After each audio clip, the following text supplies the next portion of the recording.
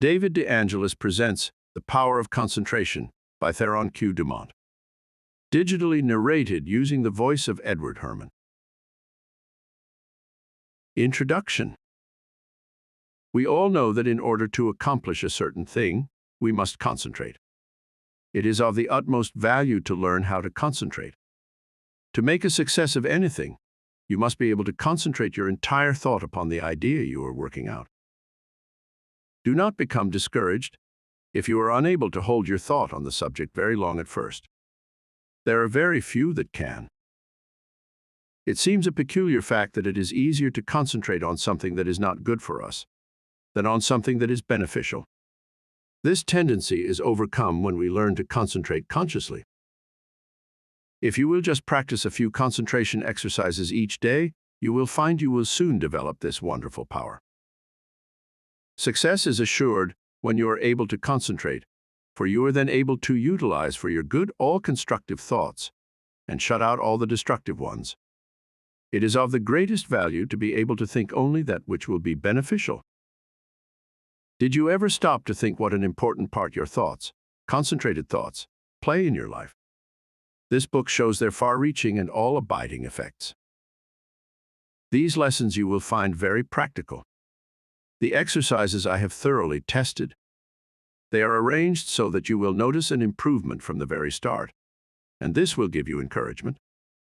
They point out ways in which you can help yourself. Man is a wonderful creature, but he must be trained and developed to be useful. A great work can be accomplished by every man if he can be awakened to do his very best. But the greatest man would not accomplish much if he lacked concentration and effort. Dwarfs can often do the work of giants when they are transformed by the almost magic power of great mental concentration. But giants will only do the work of dwarfs when they lack this power. We accomplish more by concentration than by fitness. The man that is apparently best suited for a place does not always fill it best. It is the man that concentrates on its every possibility that makes an art of both his work and his life. All your real advancement must come from your individual effort. This course of lessons will stimulate and inspire you to achieve success. It will bring you into perfect harmony with the laws of success.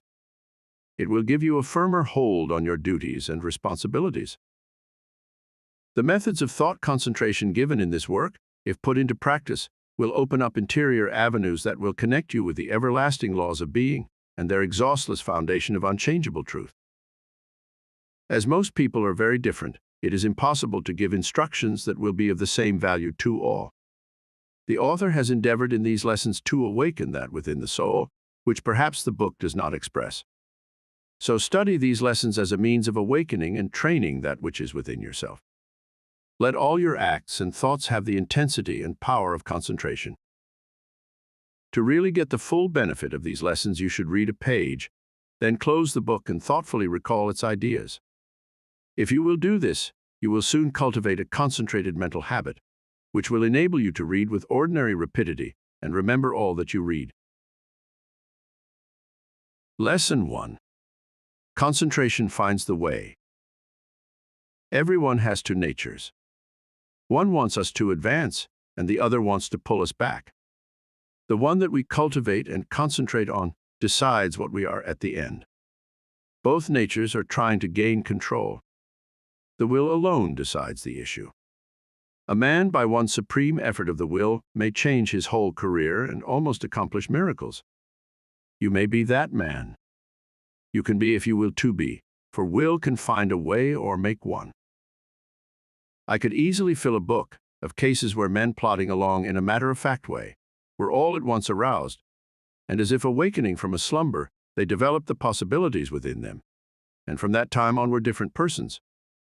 You alone can decide when the turning point will come. It is a matter of choice whether we allow our diviner self to control us, or whether we will be controlled by the brute within us. No man has to do anything he does not want to do. He is therefore the director of his life if he wills to be. What we are to do is the result of our training. We are like putty and can be completely controlled by our willpower. Habit is a matter of acquirement. You hear people say, "He comes by this or that naturally, a chip off the old block." meaning that he is only doing what his parents did. This is quite often the case, but there is no reason for it. For a person can break a habit just the moment he masters the "I will." A man may have been a good-for-nothing all his life up to this very minute, but from this time on he begins to amount to something. Even old men have suddenly changed and accomplished wonders. "I lost my opportunity," says one. That may be true, but by sheer force of will, we can find a way to bring us another opportunity. There is no truth in the saying that opportunity knocks at our door but once in a lifetime. The fact is, opportunity never seeks us. We must seek it. What usually turns out to be one man's opportunity was another man's loss. In this day, one man's brain is matched against another's. It is often the quickness of brain action that determines the result. One man thinks, "I will do it," but while he procrastinates, the other goes ahead and does the work. They both have the same opportunity. The one will complain of his lost chance, but it should teach him a lesson, and it will, if he is seeking the path that leads to success. Many persons read good books, but say they do not get much good out of them. They do not realize that all any book or any lesson course can do is to awaken them to their possibilities, to stimulate them to use their willpower. You may teach a person from now until doomsday, but that person will only know what he learns himself. You can lead him to the fountain, but you can't make him drink. One of the most beneficial practices I know of is that of looking for the good in everyone and everything, for there is good in all things. We encourage a person by seeing his good qualities, and we also help ourselves by looking for them. We gain their good wishes, a most valuable asset sometimes. We get back what we give out. The time comes when most all of us need encouragement, need buoying up. So form the habit of encouraging others, and you will find it a wonderful tonic for both those encouraged and yourself, for you will get back encouraging and uplifting thoughts. Life furnishes us the opportunity to improve, but whether we do it or not depends upon how near we live up to what is expected of us. The first of each month, a person should sit down and examine the progress he has made. If he has not come up to expectations, he should discover the reason, and by extra exertion measure up to what is demanded next time. Every time that we fall behind what we planned to do, we lose just so much, for that time is gone forever. We may find a reason for doing it, but most excuses are poor substitutes for action. Most things are possible. Ours may be a hard task, but the harder the task, the greater the reward. It is the difficult things that really develop us. Anything that requires only a small effort utilizes very few of our faculties and yields a scanty harvest of achievement. So do not shrink from a hard task, for to accomplish one of these will often bring us more good than a dozen lesser triumphs. I know that every man that is willing to pay the price can be a success. The price is not in money, but in effort. The first essential quality for success is the desire to do, to be something. The next thing is to learn how to do it, the next to carry it into execution. The man that is the best able to accomplish anything is the one with a broad mind, the man that has acquired knowledge that may, it is true, be foreign to this particular case, but is, nevertheless, of some value in all cases. So the man that wants to be successful must be liberal. He must acquire all the knowledge that he can. He must be well posted not only in one branch of his business, but in every part of it. Such a man achieves success. The secret of success is to try always to improve yourself, no matter where you are or what your position. Learn all you can. Don't see how little you can do, but how much you can do. Such a man will always be in demand, for he establishes the reputation of being a hustler. There is always room for him, because progressive firms never let a hustler leave their employment if they can help it. The man that reaches the top is the gritty, plucky hard worker, and never the timid, uncertain, slow worker. An untried man is seldom put in a position of responsibility and power. The man selected is one that has done something, achieved results in some line, or taken the lead in his department. He is placed there because of his reputation of putting vigor and virility into his efforts, and because he has previously shown that he has pluck and determination. The man that is chosen at the crucial time is not usually a genius. He does not possess any more talent than others. But he has learned that results can only be produced by untiring concentrated effort. That miracles in business do not just happen. He knows that the only way they will happen is by sticking to a proposition and seeing it through. That is the only secret of why some succeed and others fail. The successful man gets used to seeing things accomplished and always feels sure of success. The man that is a failure gets used to seeing failure, expects it, and attracts it to him. It is my opinion that with the right kind of training, every man could be a success. It is really a shame that so many men and women, rich in ability and talent, are allowed to go to waste, so to speak. Someday I hope to see a millionaire philanthropist start a school for the training of failures. I'm sure he could not put his money to a better use. In a year's time, the science of practical psychology could do wonders for him. He could have agencies on the lookout for men that had lost their grip on themselves, that had through indisposition weakened their will, that through some sorrow or misfortune had become discouraged. At first, all they need is a little help to get them back on their feet, but usually they get a knock downwards instead. The result is that their latent powers never develop, and both they and the world are the losers. I trust that in the near future, someone will heed the opportunity of using some of his millions in arousing men that have begun to falter. All they need to be shown is that there is within them an omnipotent source that is ready to aid them, providing they will make use of it. Their minds only have to be turned from despair to hope to make them regain their hold. When a man loses his grip today, he must win his redemption by his own will. He will get little encouragement or advice of an inspiring nature.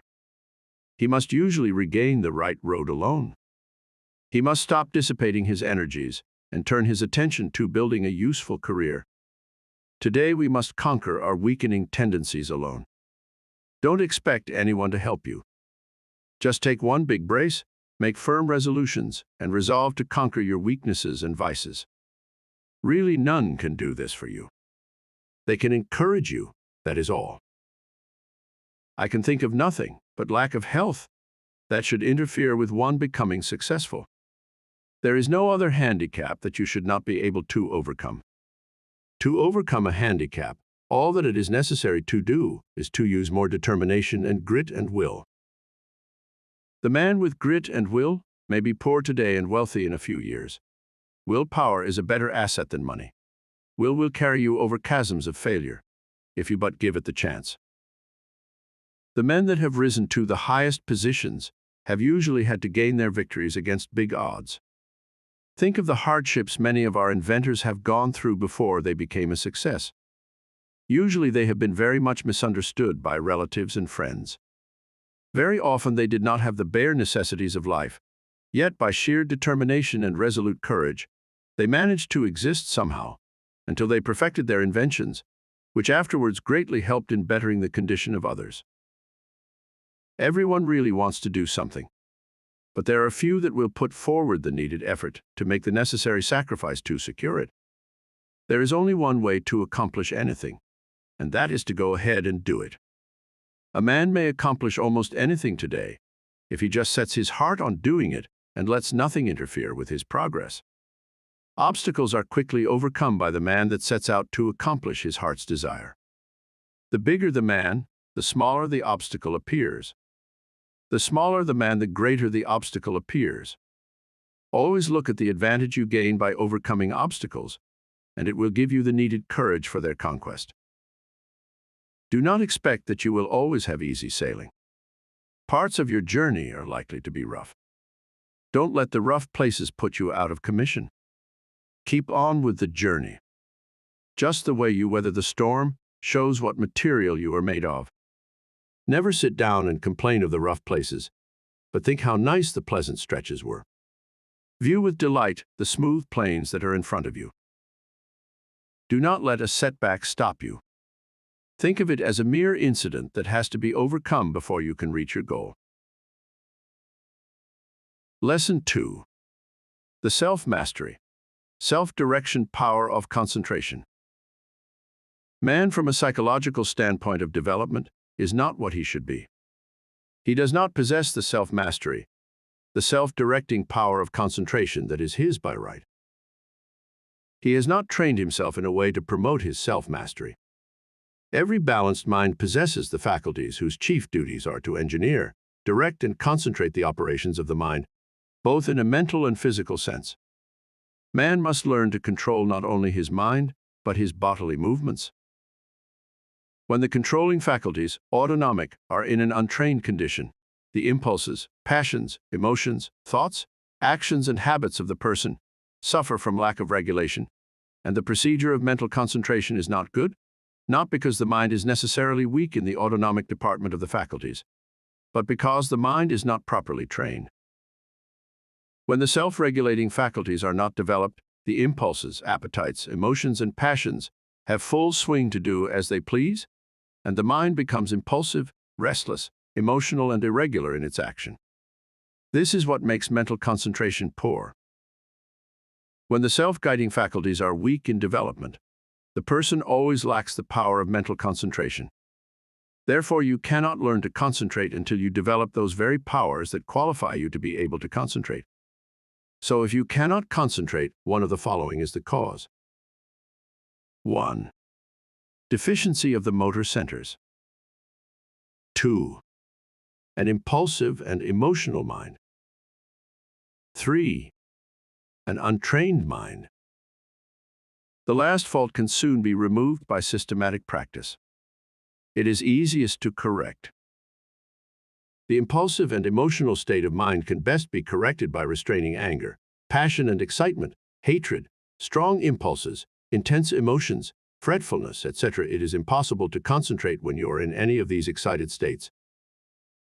These can be naturally decreased by avoiding such food and drinks as have nerve-weakening or stimulating influences, or a tendency to stir up the passions, the impulses, and the emotions. It is a very good practice to watch and associate with those persons that are steady, calm, controlled, and conservative.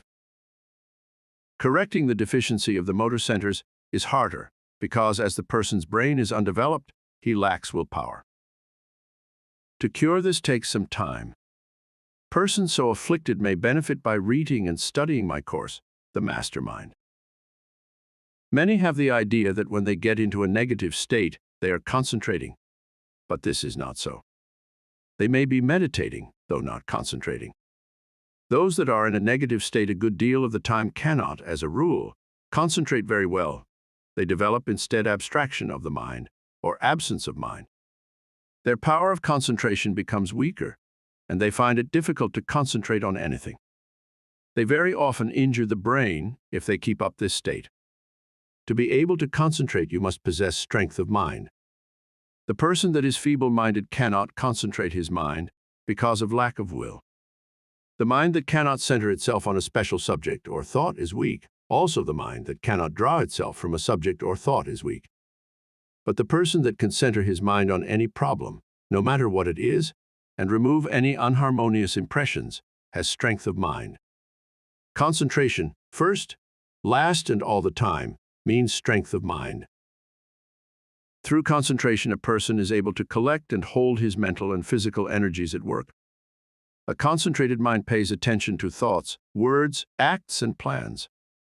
The person who allows his mind to roam at will never accomplish a great deal in the world. He wastes his energies.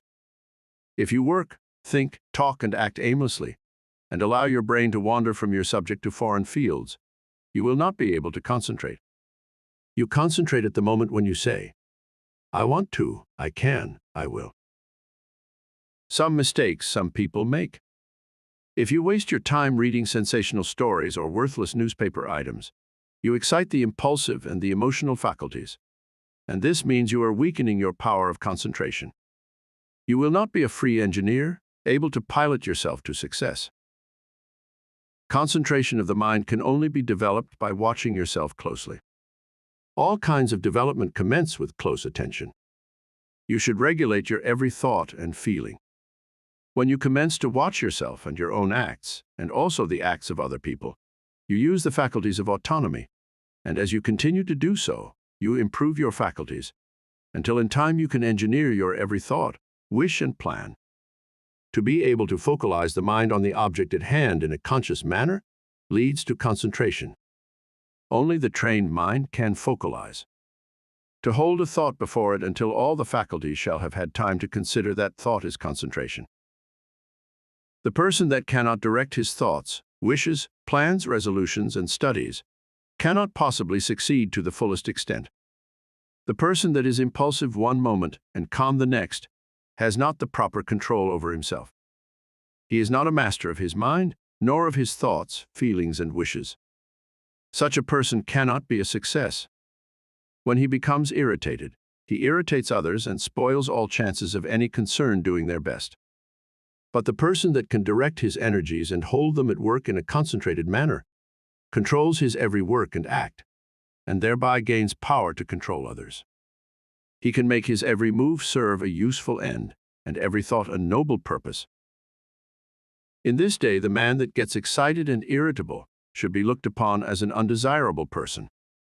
The person of good breeding now speaks with slowness and deliberation.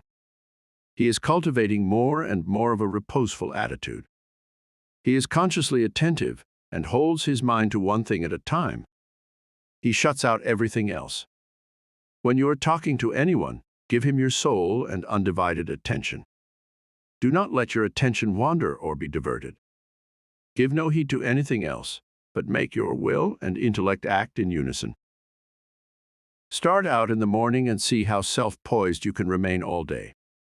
At times, take an inventory of your actions during the day and see if you have kept your determination. If not, see that you do tomorrow. The more self-poised you are, the better will your concentration be. Never be in too much of a hurry. And remember, the more you improve your concentration, the greater are your possibilities.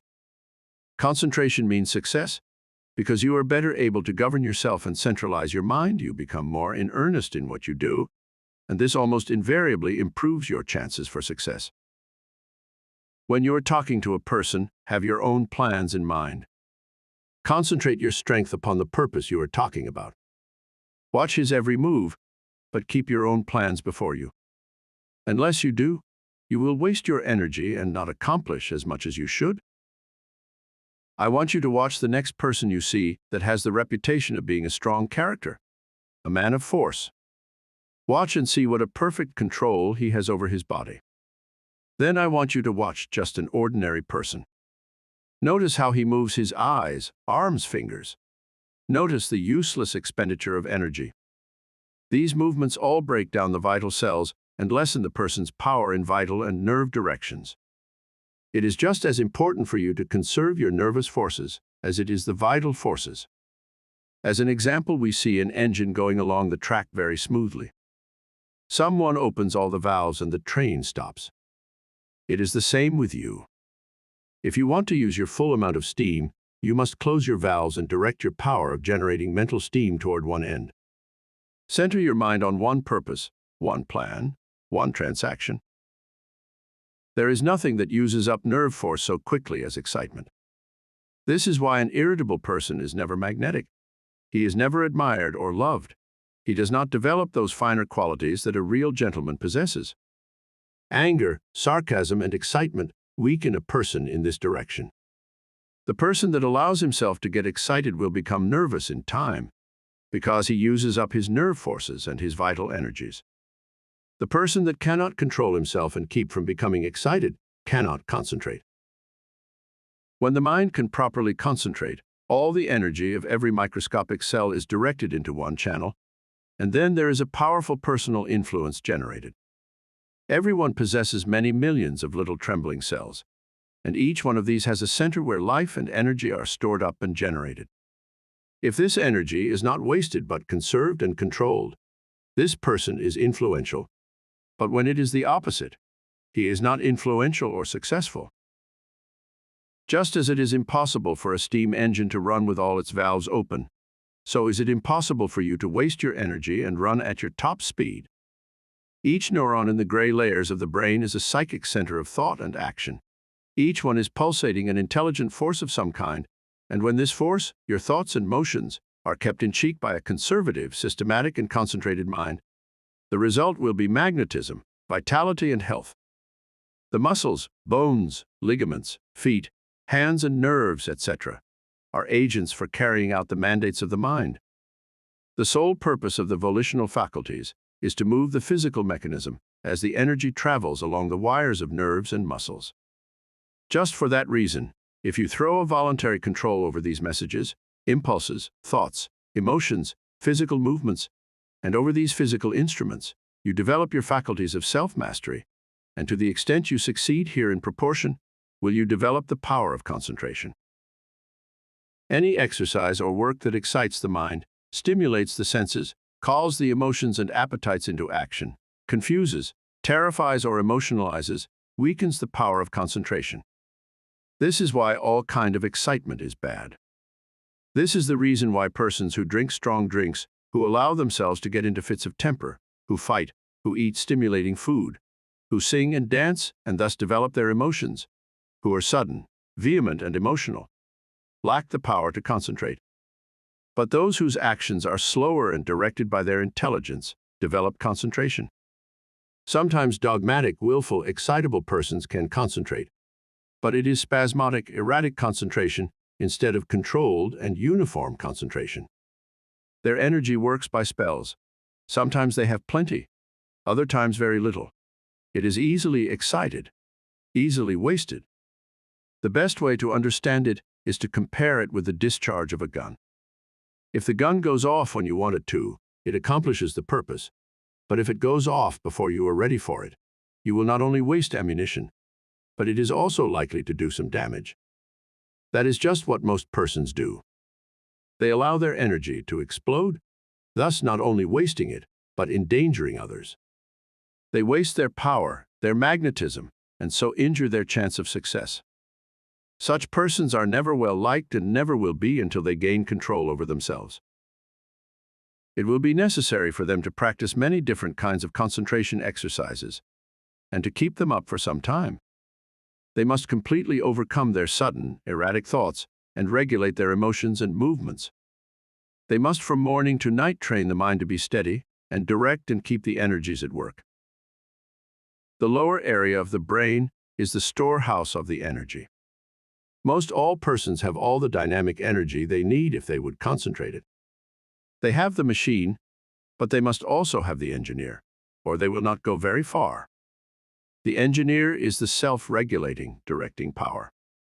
The person that does not develop his engineering qualities will not accomplish much in life. The good engineer controls his every act. All work assists in development. By what you do, you either advance or degenerate. This is a good idea to keep always in mind. When you are uncertain whether you should do something or not, just think whether by doing it you will grow or deteriorate, and act accordingly. I am a firm believer in work when you work and play when you play. When you give yourself up to pleasure, you can develop concentration by thinking of nothing else but pleasure. When your mind dwells on love, think of nothing but this, and you will find you can develop a more intense love than you ever had before. When you concentrate your mind on the you, or real self, and its wonderful possibilities, you develop concentration and a higher opinion of yourself. By doing this systematically, you develop much power, because you cannot be systematic without concentrating on what you are doing. When you walk out into the country and inhale the fresh air, studying vegetation, trees, etc., you are concentrating. When you see that you are at your place of business at a certain time each morning, you are developing steadiness of habit and becoming systematic. If you form the habit of being on time one morning, a little late the next, and still later the following one, you are not developing concentration, but whenever you fix your mind on a certain thought and hold your mind on it at successive intervals, you develop concentration. If you hold your mind on some chosen object, you centralize your attention, just like the lens of the camera centralizes on a certain landscape. Therefore, always hold your mind on what you are doing, no matter what it is. Keep a careful watch over yourself, for unless you do, your improvement will be very slow. Practice inhaling long, deep breaths, not simply for the improvement of health, although that is no small matter, but also for the purpose of developing more power, more love, more life. All work assists in development. You may think it foolish to try to develop concentration by taking muscular exercises, but you must not forget that the mind is associated with muscle and nerve. When you steady your nerves and muscles, you steady your mind. But let your nerves get out of order, and your mind will become erratic, and you will not possess the power of direction, which, in other words, is concentration. Therefore, you understand how important exercises that steady the nerves and muscles are in developing concentration. Everyone is continually receiving impulses that must be directed and controlled if one is to lead a successful life. That is the reason why a person must control the movements of his eyes, feet, fingers, etc. This is another reason why it is important to control his breathing. The slow, deep, prolonged exhalations are of wonderful value. They steady the circulation, the heart action, muscles, and nerves of the mind. If the heart flutters, the circulation is not regular, and when the lung action is uneven, the mind becomes unsteady and not fit for concentration. This is why controlled breathing is very important as a foundation for physical health. You must not only concentrate your mind, but also the action of the eyes, ears, and fingers. Each of these contain miniature minds that are controlled by the master engineer. You will develop much quicker if you thoroughly realize this. If you have ever associated with big men or read their biographies, you will find that they usually let the others do the talking. It is much easier to talk than it is to listen. There is no better exercise for concentration than to pay close attention when someone is talking. Besides learning from what they have to say, you may develop both mental and physical concentration. When you shake hands with someone, just think of your hand as containing hundreds of individual minds, each having an intelligence of its own. When you put this feeling into your handshake, it shows personality. When you shake hands in a listless way, it denotes timidity, lack of force, and power of personality. When the hand grip is very weak and stiff, the person has little love in his nature, no passion and no magnetism. When the handshake is just the opposite, you will find that the nature is also. The loveless person is non-magnetic, and he shows that he is by his non-magnetic handshake. When two developed souls shake hands, their clasps are never light. There is a thrill that goes through both when the two currents meet. Love arouses the opposite currents of the positive and negative natures. When there is no love, life loses its charm. The hand quickly shows when love is being aroused. This is why you should study the art of hand shaking and develop your social affections. A person that loves his kind reflects love, but a person that hates reflects hate. The person with a bad nature, a hateful disposition, evil thoughts and feeling is erratic, freakish, and fitful. When you allow yourself to become irritable, watch how you breathe and you will learn a valuable lesson. Watch how you breathe when you are happy. Watch your breathing when you harbor hate. Watch how you breathe when you feel in love with the whole world and noble emotions thrill you. When filled with good thoughts, you breathe a plentiful supply of oxygen into your lungs and love fills your soul. Love develops a person physically, mentally, and socially. Breathe deeply when you are happy and you will gain life and strength. You will steady your mind and you will develop your power of concentration and become magnetic and powerful. If you want to get more out of life, you must think more of love. Unless you have real affection for something, you have no sentiment, no sweetness, no magnetism. So arouse your love affections by your will and enter into a fuller life. The hand of love always magnetizes, but it must be steady and controlled. Love can be concentrated in your handshake, and this is one of the best ways to influence another. The next time you feel yourself becoming irritable, use your will and be patient. This is a very good exercise in self-control. It will help you to keep patient if you will breathe slowly and deeply. If you find you are commencing to speak fast, just control yourself and speak slowly and clearly. Keep from either raising or lowering your voice and concentrate on the fact that you are determined to keep your poise, and you will improve your power of concentration. When you meet people of some consequence, assume a reposeful attitude before them. Do this at all times. Watch both them and yourself. Static exercises develop the motor faculties and increase the power of concentration. If you feel yourself getting irritable, nervous, or weak, stand squarely on your feet with your chest up and inhale deeply, and you will see that your irritability will disappear and a silent calm will pass over you. If you are in the habit of associating with nervous, irritable people, quit it until you grow strong in the power of concentration, because irritable, angry, fretful, dogmatic, and disagreeable people will weaken what powers of resistance you have. Any exercises that give you better control of the ears, fingers, eyes, feet, help you to steady your mind. When your eye is steady, your mind is steady. One of the best ways to study a person is to watch his physical movements, for when we study his actions, we are studying his mind. Because actions are the expressions of the mind. As the mind is, so is the action. If it is uneasy, restless, erratic, unsteady, its actions are the same. When it is composed, the mind is composed. Concentration means control of the mind and body. You cannot secure control over one without the other. Many people who seem to lack ambition have sluggish minds. They are steady, patient, and seemingly have good control, but this does not say they are able to concentrate. These people are indolent, inactive, slow, and listless because they lack energy. They do not lose control because they have little force to control. They have no temper, and it therefore cannot disturb them. Their actions are steady because they possess little energy. The natural person is internally strong, energetic, and forceful, but his energy, force, and strength, thoughts, and physical movements are well under his control. If a person does not have energy, both mental and physical, he must develop it. If he has energy which he cannot direct and hold to a point, he must learn to do so. A man may be very capable, but unless he wills to control his abilities, they will not do him any good. We hear so much talk about the benefit of physical culture, but the real benefit of this is really lost sight of. There is nothing that holds the faculties at work in a sustained and continuous manner as static exercises do. For, as stated before, when you learn to control the body, you are gaining control over the mind.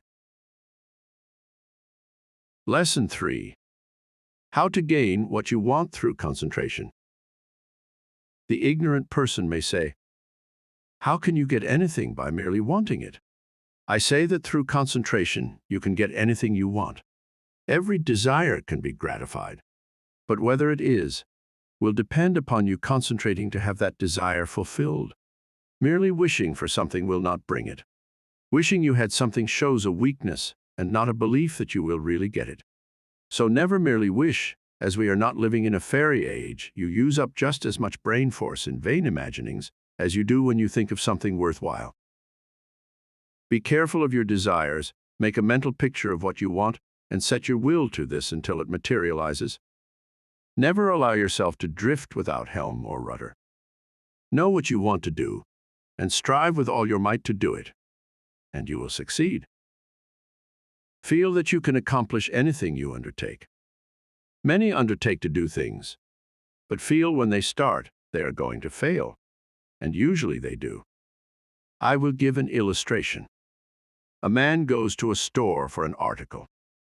The clerk says, "I am sorry, we have not it." But the man that is determined to get that thing inquires if he doesn't know where he can get it.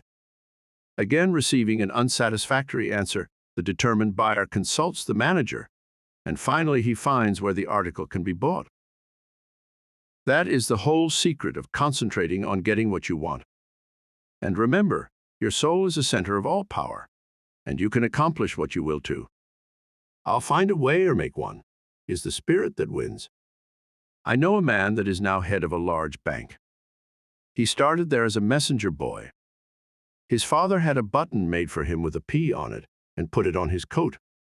He said, "Son, that P is a reminder that someday you are to be the president of your bank.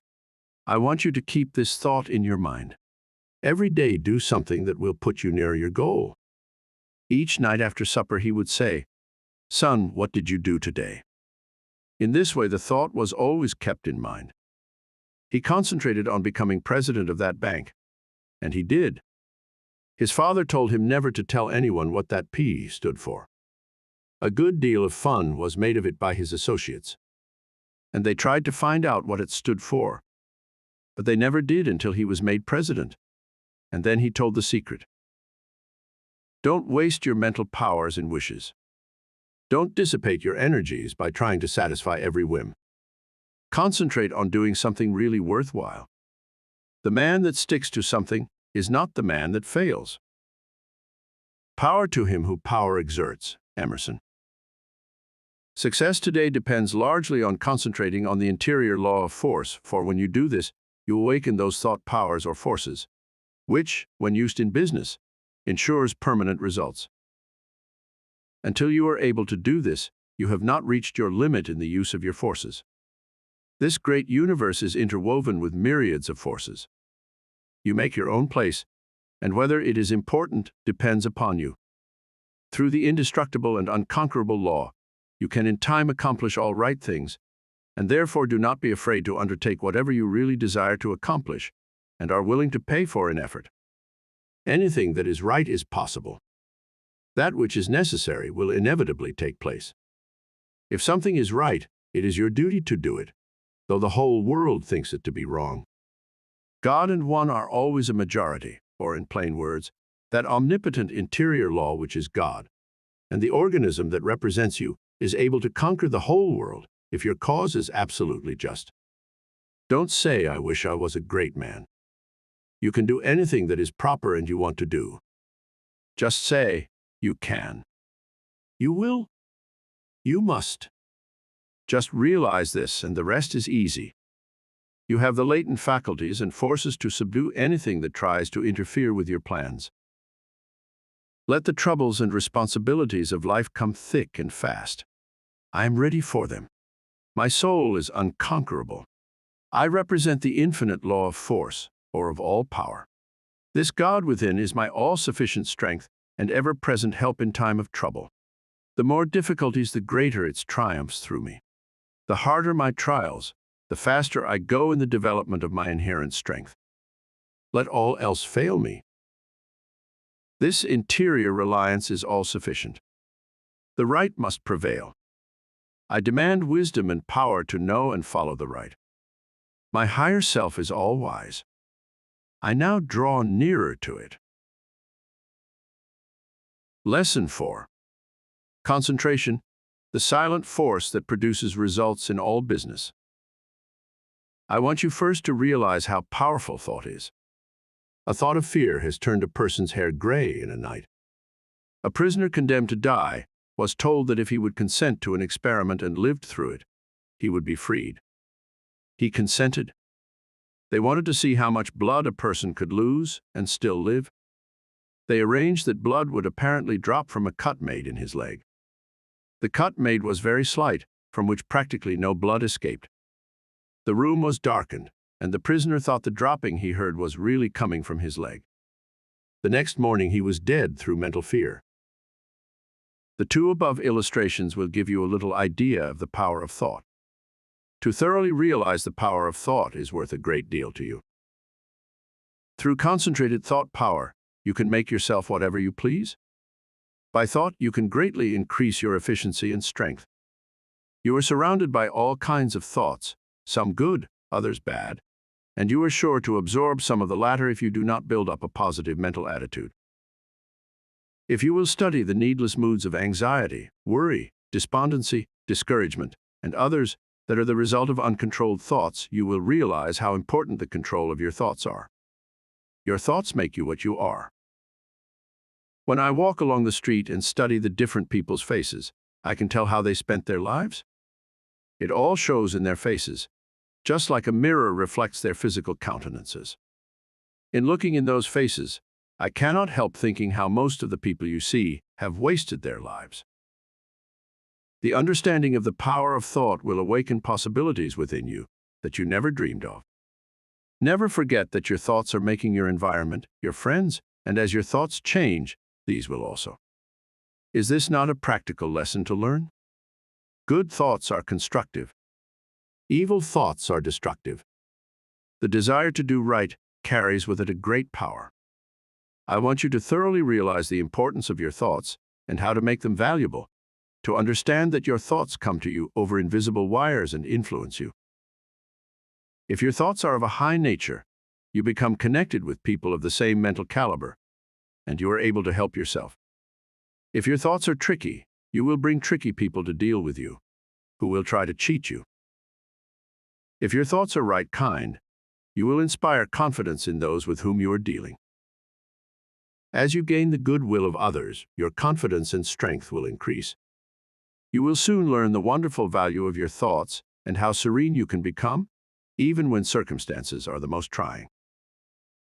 Such thoughts of right and good will bring you into harmony with people that amount to something in the world and that are able to give you help if you should need it, as nearly everyone does at times. You can now see why it is so important to concentrate your thoughts in the proper channels. It is very necessary that people should have confidence in you. When two people meet, they have not the time to look each other up. They accept each other according to instinct, which can usually be relied on. You meet a person, and his attitude creates a suspicion in you. The chances are you cannot tell why. But something tells you have no dealings with him, for if you do, you will be sorry. Thoughts produce actions. Therefore, be careful of your thoughts. Your life will be molded by the thoughts you have. A spiritual power is always available to your thought, and when you are worthy, you can attract all the good things without a great effort on your part. The sun's rays shine down on our gardens, but we can plant trees that will interfere with the sunlight. There are invisible forces ready to help you if you do not think and act to intercept these. These forces work silently. You reap what you sow.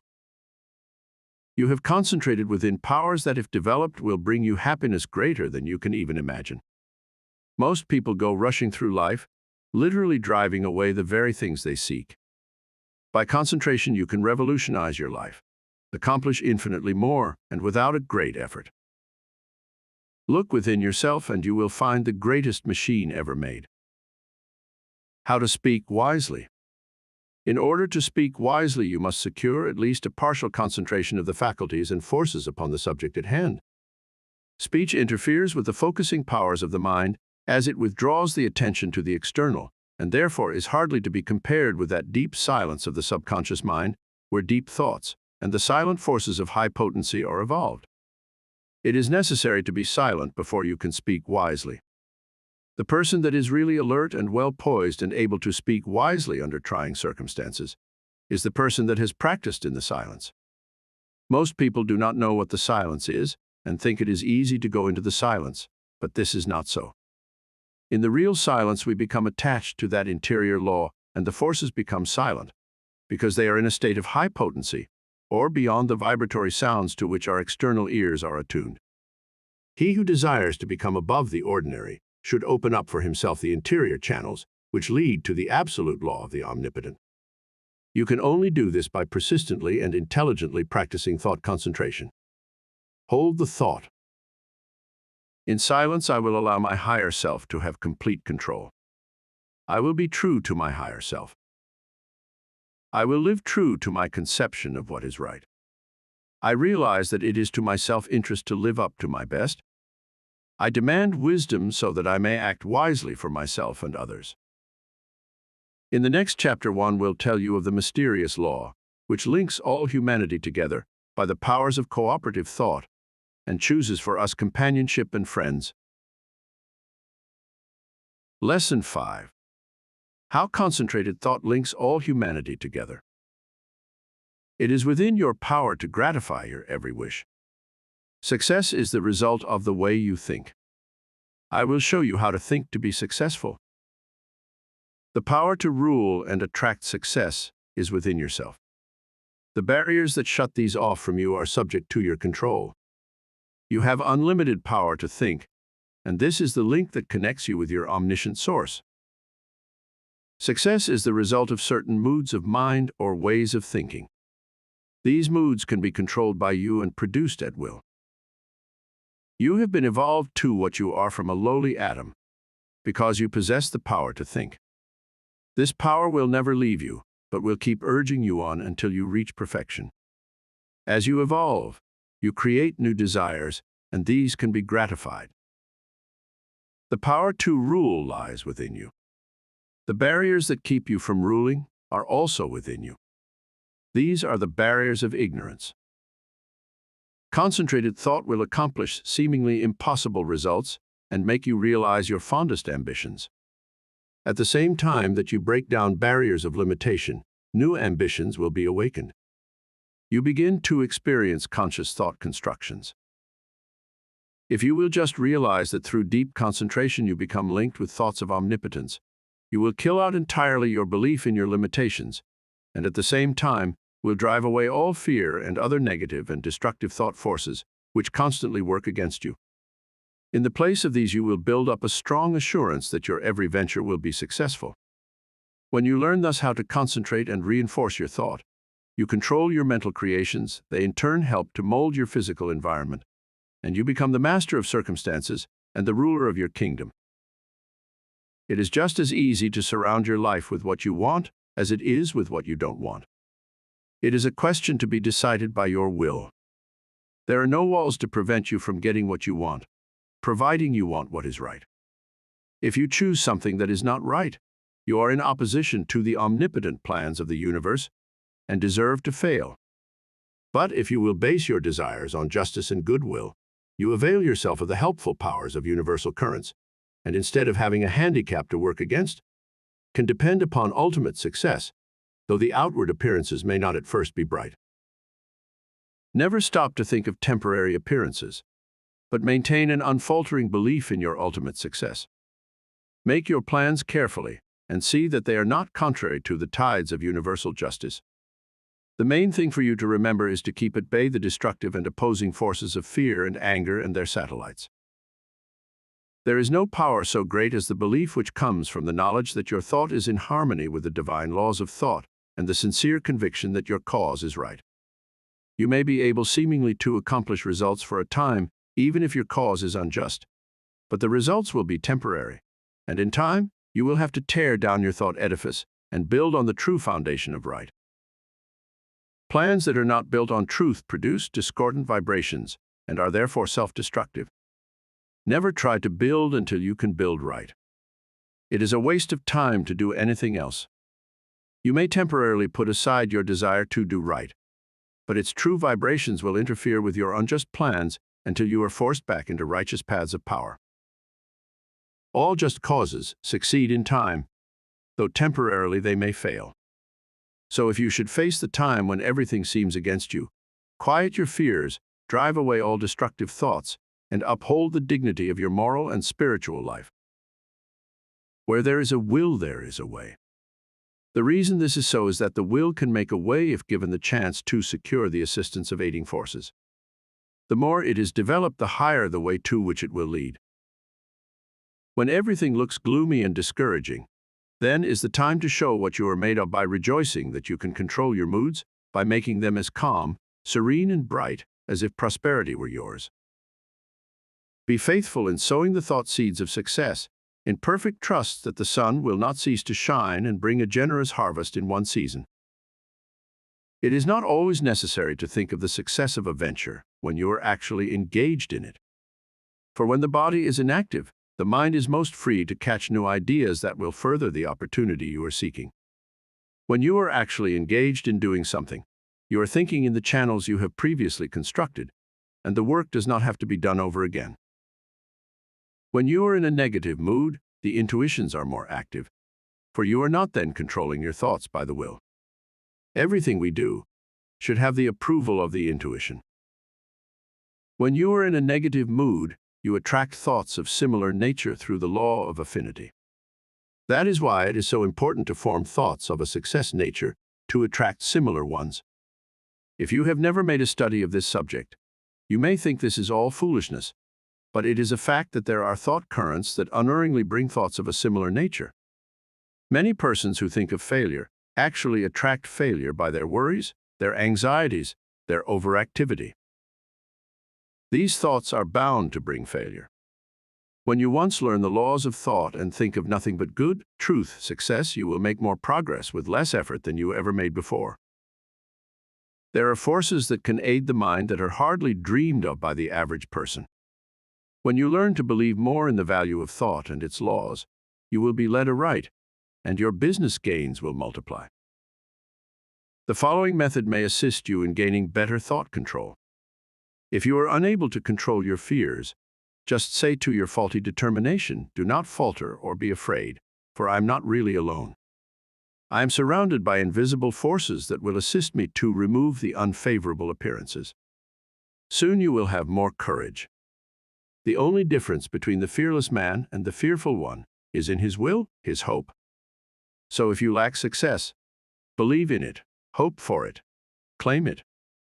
You can use the same method to brace up your thoughts of desire, aspiration, imagination, expectation, ambition, understanding, trust, and assurance.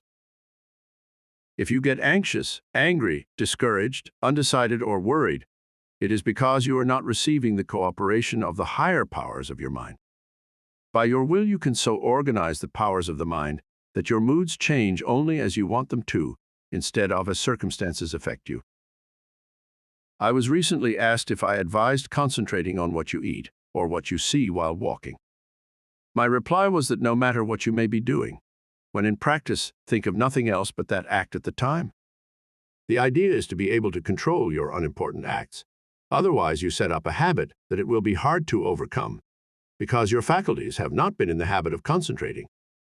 Your faculties cannot be disorganized one minute and organized the next. If you allow the mind to wander while you are doing small things, it will be likely to get into mischief and make it hard to concentrate on the important act when it comes. The man that is able to concentrate is the happy, busy man. Time does not drag with him. He always has plenty to do.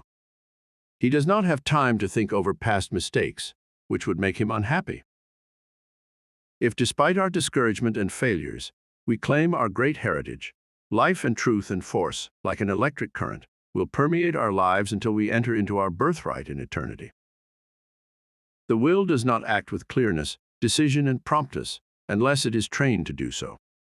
There are comparatively few that really know what they are doing every minute of the day. This is because they do not observe with sufficient orderliness and accuracy to know what they are doing. It is not difficult to know what you are doing all the time, if you will just practice concentration and with a reposeful deliberation, and train yourself to think clearly, promptly, and decisive. If you allow yourself to worry or hurry in what you are doing, this will not be clearly photographed upon the sensitized plate of the subjective mind, and you therefore will not be really conscious of your actions. So practice accuracy and concentration of thought, and also absolute truthfulness, and you will soon be able to concentrate. Lesson 6. The training of the will to do. The will to do is the greatest power in the world that is concerned with human accomplishment, and no one can in advance determine its limits.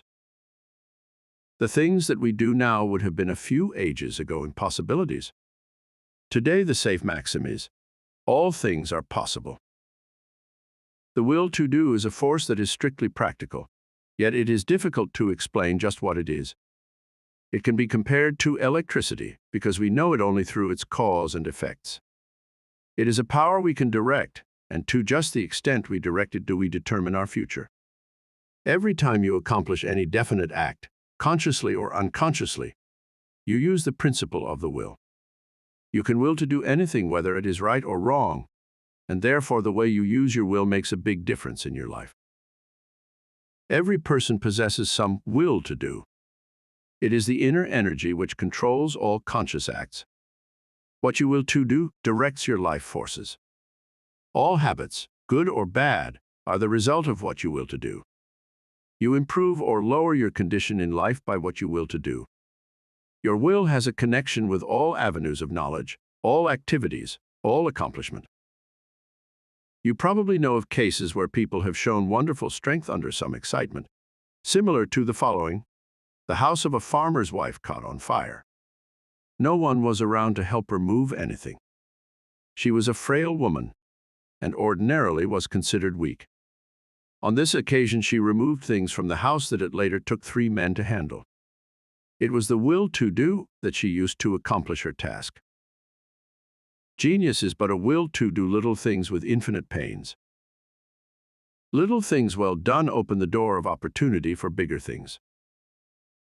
The will accomplishes its greater results through activities that grow out of great concentration in acquiring the power of voluntary attention to such an extent that we can direct it where we will and hold it steadily to its task until our aim is accomplished. When you learn so to use it, your willpower becomes a mighty force. Almost everything can be accomplished through its proper use. It is greater than physical force because it can be used to control not only physical, but mental and moral forces. There are very few that possess perfectly developed and balanced willpower, but those who do easily crush out their weak qualities. Study yourself carefully. Find out your greatest weakness and then use your willpower to overcome it. In this way, eradicate your faults, one by one, until you have built up a strong character and personality. Rules for improvement. A desire arises. Now think whether this would be good for you. If it is not, use your willpower to kill out the desire. But on the other hand, if it is a righteous desire, summon all your willpower to your aid. Crush all obstacles that confront you and secure possession of the coveted good. Slowness in making decisions. This is a weakness of willpower. You know you should do something, but you delay doing it through lack of decision. It is easier not to do a certain thing than to do it, but conscience says to do it. The vast majority of persons are failures because of the lack of deciding to do a thing when it should be done. Those that are successful have been quick to grasp opportunities by making a quick decision. This power of will can be used to bring culture, wealth, and health. Some special pointers. For the next week, try to make quicker decisions in your little daily affairs. Set the hour you wish to get up and arise exactly at the fixed time. Anything that you should accomplish, do on or ahead of time. You want, of course, to give due deliberation to weighty matters, but by making quick decisions on little things, you will acquire the ability to make quick decisions in bigger things. Never procrastinate. Decide quickly one way or the other, even at the risk of deciding wrong. Practice this for a week or two and notice your improvement. The lack of initiative. This, too, keeps many men from succeeding. They have fallen into the way of imitating others in all that they do. Very often we hear the expression, "He seems clever enough, but he lacks initiative." Life for them is one continuous grind. Day after day they go through the same monotonous round of duties, while those that are getting along are using their initiative to get greater fullness of life. There is nothing so responsible for poverty as this lack of initiative, this power to think and do for ourselves. You are as good as anyone.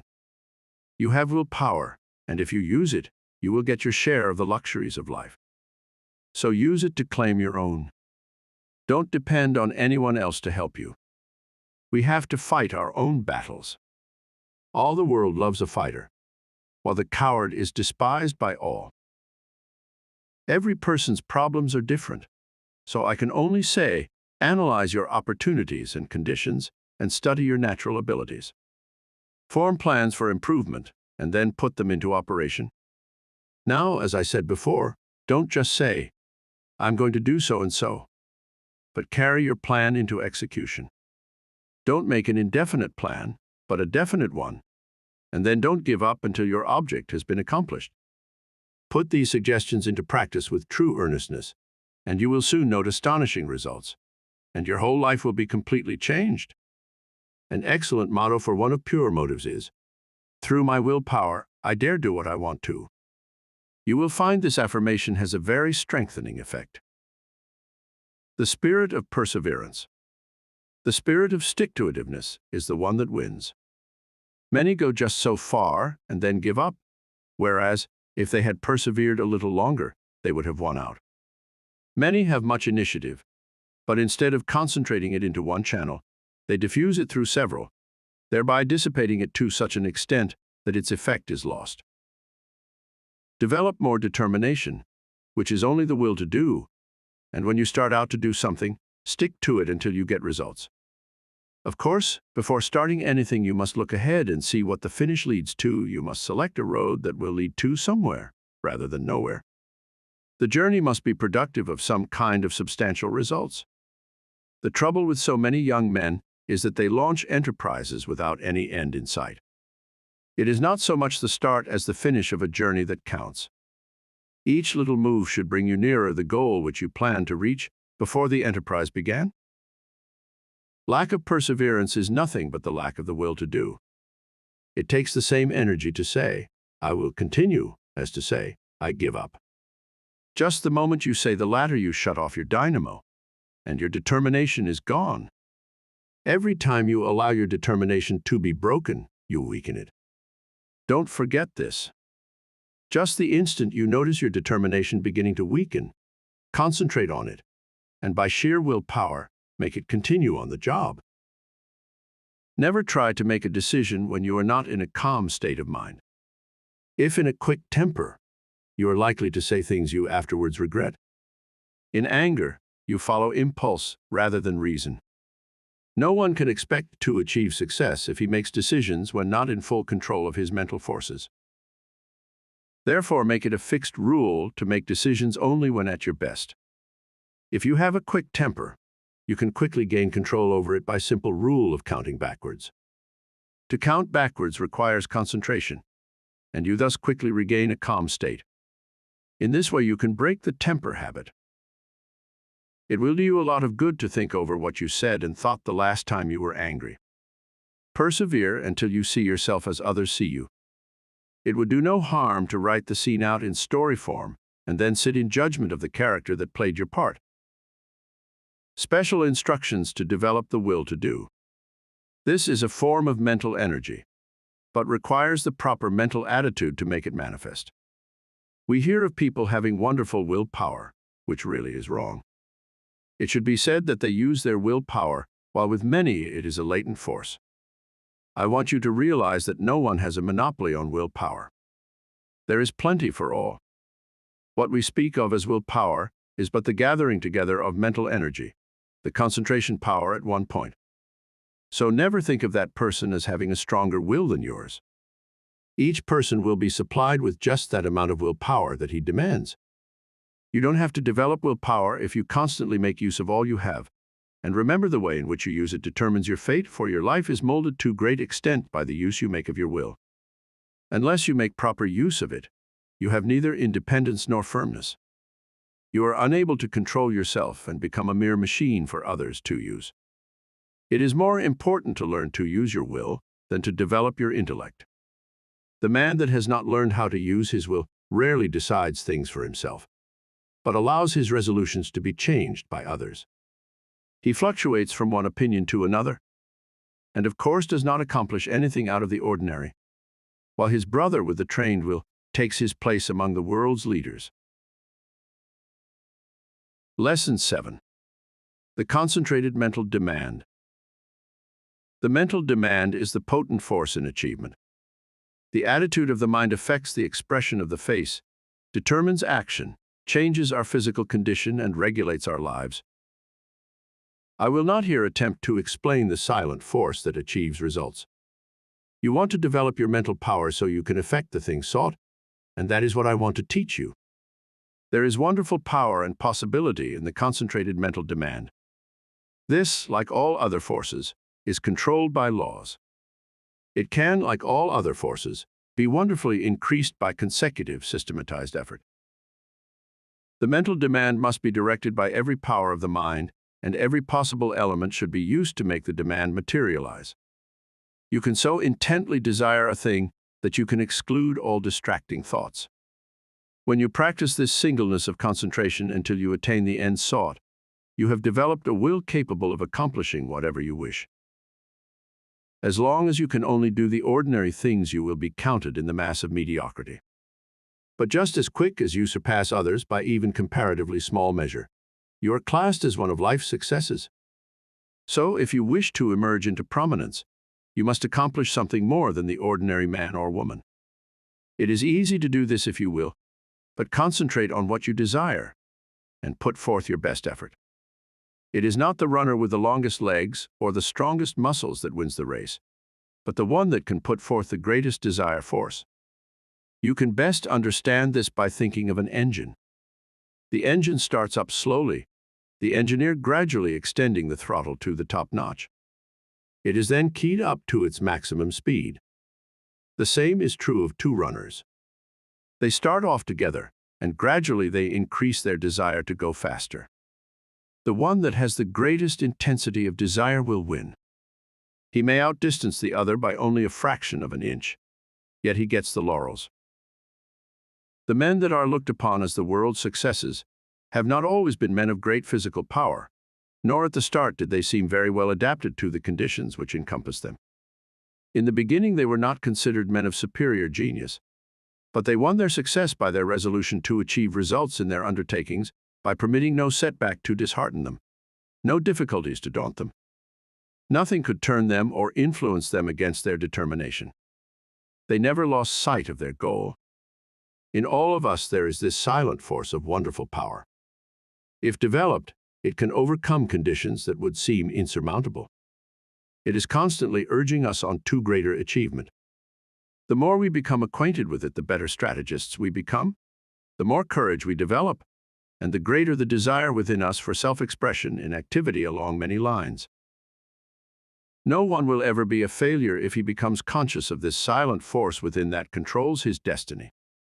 But without the consciousness of this inner force, you will not have a clear vision, and external conditions will not yield to the power of your mind. It is the mental resolve that makes achievement possible. Once this has been formed, it should never be allowed to cease to press its claim until its object is attained. To make plans work out, it will, at times, be necessary to use every power of your mind. Patience, perseverance, and all the indomitable forces within one will have to be mustered and used with the greatest effectiveness. Perseverance is the first element of success. In order to persevere, you must be ceaseless in your application. It requires you to concentrate your thoughts upon your undertaking and bring every energy to bear upon keeping them focused upon it until you have accomplished your aim. To quit short of this is to weaken all future efforts. The mental demand seems an unreal power because it is intangible, but it is the mightiest power in the world. It is a power that is free for you to use. No one can use it for you. The mental demand is not a visionary one. It is a potent force, which you can use freely without cost. When you are in doubt, it will counsel you. It will guide you when you are uncertain. When you are in fear, it will give you courage. It is the motive power which supplies the energies necessary to the achievement of the purpose. You have a large storehouse of possibilities. The mental demand makes possibilities realities. It supplies everything necessary for the accomplishment. It selects the tools and instructs how to use them. It makes you understand the situation. Every time you make a mental demand, you strengthen the brain centers by drawing to you external forces. Few realize the power of a mental demand. It is possible to make your demand so strong that you can impart what you have to say to another without speaking to him. Have you ever, after planning to discuss a certain matter with a friend, had the experience of having him broach the subject before you had a chance to speak of it? Have you ever, in a letter, made a suggestion to a friend that he carried out before your letter reached him? Have you ever wanted to speak to a person who just then walked in or telephoned? I have had many such responses to thought, and you and your friends have doubtless experienced them too. These two things are neither coincidences nor accidents, but are the results of mental demand launched by strong concentration. The person that never wants anything gets little. To demand resolutely is the first step toward getting what you want. The power of the mental demand seems absolute, the supply illimitable. The mental demand projects itself and causes to materialize the conditions and opportunities needed to accomplish the purpose. Do not think I overestimate the value of the mental demand. It brings the fuller life if used for only righteous purposes. Once the mental demand is made, however, never let it falter. If you do, the current that connects you with your desire is broken. Take all the necessary time to build a firm foundation, so that there need not be even an element of doubt to creep in. Just the moment you entertain doubt, you lose some of the demand force, and force once lost is hard to regain. So whenever you make a mental demand, hold steadfastly to it, until your need is supplied. I want to repeat again that power of mental demand is not a visionary one. It is concentrated power only and can be used by you. It is not supernatural power, but requires a development of the brain centers. The outcome is sure when it is given with a strong, resolute determination. No person will advance to any great extent until he recognizes this force within him. If you have not become aware of it, you have not made very much of a success of your life. It is this something that distinguishes that man from other men. It is this subtle power that develops strong personality. If you want a great deal, you must demand a great deal. Once you make your demand, anticipate its fulfillment. It depends upon us. We are rewarded according to our efforts. The power of mental demand can bring us what we want. We become what we determine to be. We control our own destiny. Get the right mental attitude, then in accordance with your ability, you can gain success. And every man of average ability, the ordinary man that you see about you, can be really successful, independent, free of worry, his own master, if he can manage to do just two things. First, remain forever dissatisfied with what he is doing and with what he has accomplished. Second, develop in his mind a belief that the word impossible was not intended for him. Build up in his mind the confidence that enables the mind to use its power. Many, especially the older men, will ask, how can I build up that self-confidence in my brain? How can I, after months and years of discouragement, of dull plotting, suddenly conceive and carry out a plan for doing something that will make life worthwhile and change the monotonous routine? How can a man get out of a rut after he has been in it for years and has settled down to the slow jog trot that leads to the grave? The answer is the thing can be done, and millions have done it. One of the names most honored among the great men of France is that of Litter, who wrote and compiled the great French dictionary, a monument of learning. He is the man whose place among the 40 immortals of France was taken by the great Pasteur, when the latter was elected to the Academy. Litter began the work that makes him famous when he was more than 60 years old. Lesson 8. Concentration gives mental poise. You will find that the man that concentrates is well poised, whereas the man that allows his mind to wander is easily upset. When in this state, wisdom does not pass from the subconscious storehouse into the consciousness. There must be mental quiet before the two consciousnesses can work in harmony. When you are able to concentrate, you have peace of mind. If you are in the habit of losing your poise, form the habit of reading literature that has a quieting power. Just the second you feel your poise slipping, say, peace, and then hold this thought in mind, and you will never lose your self-control. There cannot be perfect concentration until there is peace of mind. So keep thinking peace, acting peace, until you are at peace with all the world. For when once you have reached this state, there will be no trouble to concentrate on anything you wish. When you have peace of mind, you are not timid or anxious or fearful or rigid, and you will not allow any disturbing thought to influence you. You cast aside all fears and think of yourself as a spark of the divine being, as a manifestation of the one universal principle that fills all space and time. Think of yourself thus as a child of the infinite, possessing infinite possibilities. Write on a piece of paper, I have the power to do and to be whatever I wish to do and be. Keep this mentally before you, and you will find the thought will be of great help to you. The mistake of concentrating on your business while away. In order to be successful today, you must concentrate, but don't become a slave to concentration and carry your business cares home. Just as sure as you do, you will be burning the life forces at both ends, and the fire will go out much sooner than was intended. Many men become so absorbed in their business that when they go to church, they do not hear the preacher because their minds are on their business. If they go to the theater, they do not enjoy it because their business is on their minds. When they go to bed, they think about business instead of sleep, and wonder why they don't sleep. This is the wrong kind of concentration and is dangerous. It is involuntary. When you are unable to get anything out of your mind, it becomes unwholesome, as any thought held continuously causes weariness of the flesh. It is a big mistake to let a thought rule you, instead of ruling it. He who does not rule himself is not a success. If you cannot control your concentration, your health will suffer. So never become so absorbed with anything that you cannot lay it aside and take up another. This is self-control. Concentration is paying attention to a chosen thought. Everything that passes before the eye makes an impression on the subconscious mind, but unless you pay attention to some certain thing, you will not remember what you saw.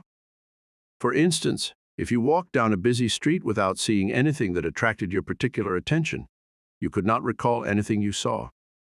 So you see only what attracts your attention. If you work, you only see and remember what you think about. When you concentrate on something, it absorbs your whole thought. Self-study valuable. Everyone has some habits that can be overcome by concentration.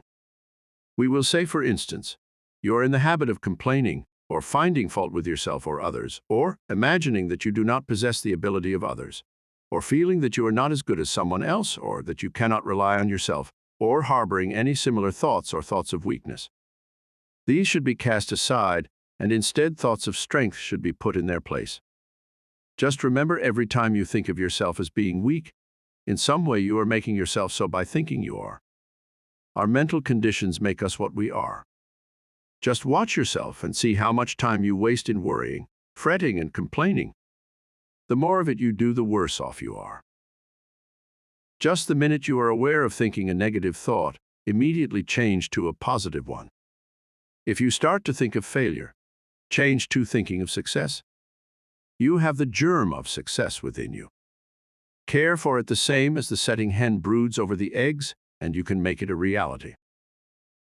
You can make those that you come in contact with feel as you do, because you radiate vibrations of the way you feel, and your vibrations are felt by others. When you concentrate on a certain thing, you turn all the rays of your vibrations on this. Thought is the directing power of all life's vibrations. If a person should enter a room with a lot of people and feel as if he were a person of no consequence, no one would know he was there unless they saw him. And even if they did, they would not remember seeing him, because they were not attracted towards him. But let him enter the room feeling that he was magnetic and concentrating on this thought. Others would feel his vibration.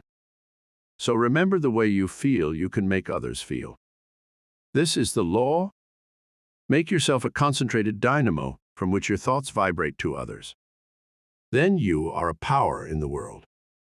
Cultivate the art of feeling, for as I said before, you can only make others feel what you feel.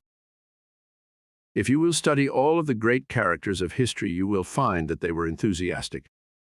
First, they were enthusiastic themselves, and then they could arouse others' enthusiasm. It is latent in everyone. It is a wonderful force when once aroused. All public men to be a success have to possess it. Cultivate it by concentration. Set aside some hour of the day wherein to hold rapt converse with the soul. Meditate with sincere desire and contrite heart, and you will be able to accomplish that which you have meditated on. This is the keynote of success. Think, speak, and act just as you wish to be, and you will be that which you wish to be. You are just what you think you are, and not what you may appear to be. You may fool others, but not yourself. You may control your life and actions just as you can control your hands. If you want to raise your hand, you must first think of raising it. If you want to control your life, you must first control your thinking. Easy to do, is it not? Yes, it is, if you will but concentrate on what you think about. For he only can that says he will. How can we secure concentration? To this question, the first and last answer must be by interest and strong motive. The stronger the motive, the greater the concentration. Eustace Miller, M.D. The successful lives are the concentrated lives. The utterly helpless multitude that sooner or later have to be cared for by charity are those that were never able to concentrate and who have become the victims of negative ideas. Train yourself so you will be able to centralize your thought and develop your brain power and increase your mental energy Or you can be a slacker, a drifter, a quitter, or a sleeper. It all depends on how you concentrate or centralize your thoughts. Your thinking then becomes a fixed power, and you do not waste time thinking about something that would not be good for you. You pick out the thoughts that will be the means of bringing you what you desire, and they become a material reality. Whatever we create in the thought world will someday materialize. That is the law. Don't forget this. In the old days, men drifted without concentration. This is a day of efficiency, and therefore all of our efforts must be concentrated if we are to win any success worth the name. Why people often do not get what they concentrate on? Because they sit down in hopeless despair and expect it to come to them. But if they will just reach out for it with their biggest effort, they will find it is within their reach. No one limits us but ourselves. We are what we are today as the result of internal conditions. We can control the external conditions. They are subject to our will. Through our concentration, we can attract what we want because we became en rapport with the universal forces from which we can get what we want. You have watched races, no doubt. They all line up together. Each has his mind set on getting to the goal before the others. This is one kind of concentration. A man starts to think on a certain subject. He has all kinds of thoughts come to him, but by concentration he shuts out all these, but the one he has chosen. Concentration is just a case of willing to do a certain thing and doing it. If you want to accomplish anything, first put yourself in a concentrating, reposeful, receptive, acquiring frame of mind. In tackling unfamiliar work, make haste slowly and deliberately, and then you will secure that interior activity, which is never possible when you are in a hurry or under a strain. When you think hard or try to hurry results too quickly, you generally shut off the interior flow of thoughts and ideas. You have often, no doubt, tried hard to think of something, but could not, but just as soon as you stopped trying to think of it, it came to you. Lesson 9. Concentration can overcome bad habits. Habits make or break us to a far greater extent than we like to admit. Habit is both a powerful enemy and wonderful ally of concentration. You must learn to overcome habits which are injurious to concentration and to cultivate those which increase it. The large majority of people are controlled by their habits and are buffeted around by them like waves of the ocean tossing a piece of wood. They do things in a certain way because of the power of habit. They seldom ever think of concentrating on why they do them this or that way, or study to see if they could do them in a better way. Now, my object in this chapter is to get you to concentrate on your habits, so you can find out which are good and which are bad for you. You will find that by making a few needed changes, you can make even those that are not good for you of service. The good habits you can make much better. The first thing I want you to realize is that all habits are governed consciously or unconsciously by the will. Most of us are forming new habits all the time. Very often, if you repeat something several times in the same way, you will have formed the habit of doing it that way. But the oftener you repeat it, the stronger that habit grows, and the more deeply it becomes embedded in your nature. After a habit has been in force for a long time, it becomes almost a part of you, and is therefore hard to overcome. But you can still break any habit by strong concentration on its opposite. All our life, so far as it has definite form, is but a mass of habits, practical, emotional, and intellectual, systematically organized for our weal or woe, and bearing us irresistibly toward our destiny, whatever the latter may be. We are creatures of habits, imitators and copiers of our past selves. We are liable to be bent or curved, as we can bend a piece of paper, and each fold leaves a crease, which makes it easier to make the fold there the next time. The intellect and will are spiritual functions. Still, they are immersed in matter, and to every movement of theirs corresponds a movement in the brain, that is, in their material correlative. This is why habits of thought and habits of willing can be formed. All physical impressions are the carrying out of the actions of the will and intellect. Our nervous systems are what they are today because of the way they have been exercised. As we grow older, most of us become more and more like automatic machines. The habits we have formed increase in strength. We work in our old characteristic way. Your associates learn to expect you to do things in a certain way. So you see that your habits make a great difference in your life, and as it is just about as easy to form good habits as it is bad, you should form only the former. No one but yourself is responsible for your habits. You are free to form the habits that you should, and if everyone could realize the importance of forming the right kind of habits, what a different world this would be. How much happier everyone would be. Then all instead of the few might win success. Habits are formed more quickly when we are young. But if we have already passed the youthful plastic period, the time to start to control our habits is right now, as we will never be any younger. You will find the following maxims worth remembering. First maxim: we must make our nervous system our ally instead of our enemy. Second maxim: in the acquisition of a new habit, as in the leaving off of an old one, we must take care to launch ourselves with as strong and decided an initiative as possible. The man that is in the habit of doing the right thing from boyhood has only good motives, so it is very important for you that you concentrate assiduously on the habits that reinforce good motives. Surround yourself with every aid you can. Don't play with fire by forming bad habits. Make a new beginning today. Study why you have been doing certain things. If they are not for your good, shun them henceforth. Don't give in to a single temptation, for every time you do, you strengthen the chain of bad habits. Every time you keep a resolution, you break the chain that enslaves you. Third maxim: never allow an exception to occur till the new habit is securely rooted in your life. Here is the idea: you never want to give in until the new habit is fixed, else you undo all that has been accomplished by previous efforts. There are two opposing inclinations. One wants to be firm, and the other wants to give in.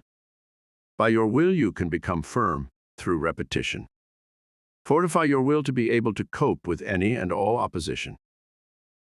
Fourth maxim: seize the very first possible opportunity to act on every resolution you make, and on every emotional prompting you may experience in the direction of the habits you aspire to gain. To make a resolve and not to keep it is of little value. So by all means keep every resolution you make, for you not only profit by the resolution, but it furnishes you with an exercise that causes the brain cells and physiological correlatives to form the habit of adjusting themselves to carry out resolutions.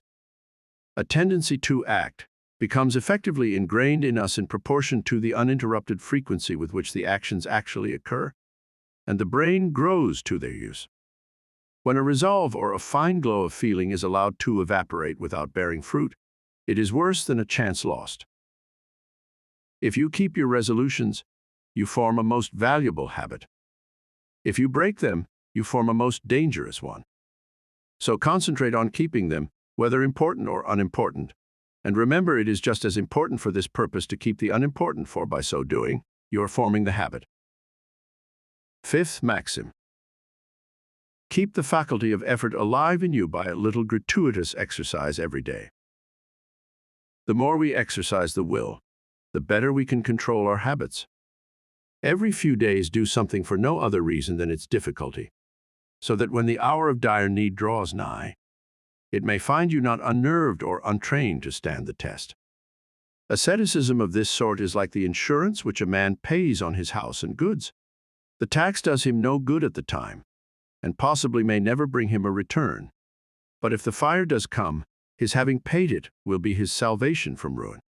So with the man who has daily insured himself two habits of concentrated attention, energetic volation, and self-denial in unnecessary things, he will stand like a tower when everything rocks around him, and his softer fellow mortals are winnowed like chaff in the blast.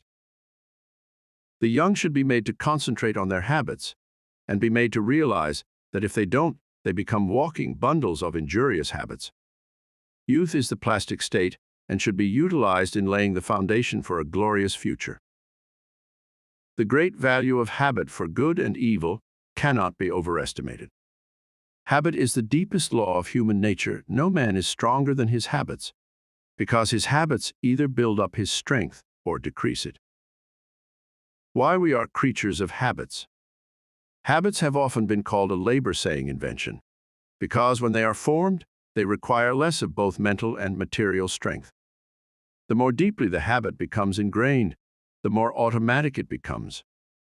Therefore, habit is an economizing tendency of our nature, for if it were not for habit, we should have to be more watchful. We walk across a crowded street. The habit of stopping and looking prevents us from being hurt. The right kind of habits keeps us from making mistakes and mishaps. It is a well-known fact that a chauffeur is not able to master his machine safely until he has trained his body in a habitual way. When an emergency comes, he instantly knows what to do. Where safety depends on quickness, the operator must work automatically. Habits mean less risk, less fatigue, and greater accuracy. You do not want to become a slave to habits of a trivial nature. For instance, Wagner required a certain costume before he could compose corresponding parts of his operas. Schiller could never write with ease unless there were rotten apples in the drawer of his desk, from which he could now and then obtain an odor which seemed to him sweet. Gladstone had different desks for his different activities, so that when he worked on Homer, he never sat among habitual accompaniments of his legislative labors. In order to overcome undesirable habits, two things are necessary. You must have trained your will to do what you want it to do, and the stronger the will, the easier it will be to break a habit. Then you must make a resolution to do just the opposite of what the habit is. Therefore, one habit must replace another. If you have a strong will, you can tenaciously and persistently concentrate on removing the bad habit, and in a very short time, the good habit will gain the upper hand. I will bring this chapter to a close by giving Dr. Oppenheim's instructions for overcoming a habit. If you want to abolish a habit, and its accumulated circumstances as well, you must grapple with the matter as earnestly as you would with a physical enemy. You must go into the encounter with all tenacity of determination, with all fierceness of resolve, yea, even with a passion for success that may be called vindictive. No human enemy can be as insidious, so persevering, as unrelenting as an unfavorable habit. It never sleeps. It needs no rest.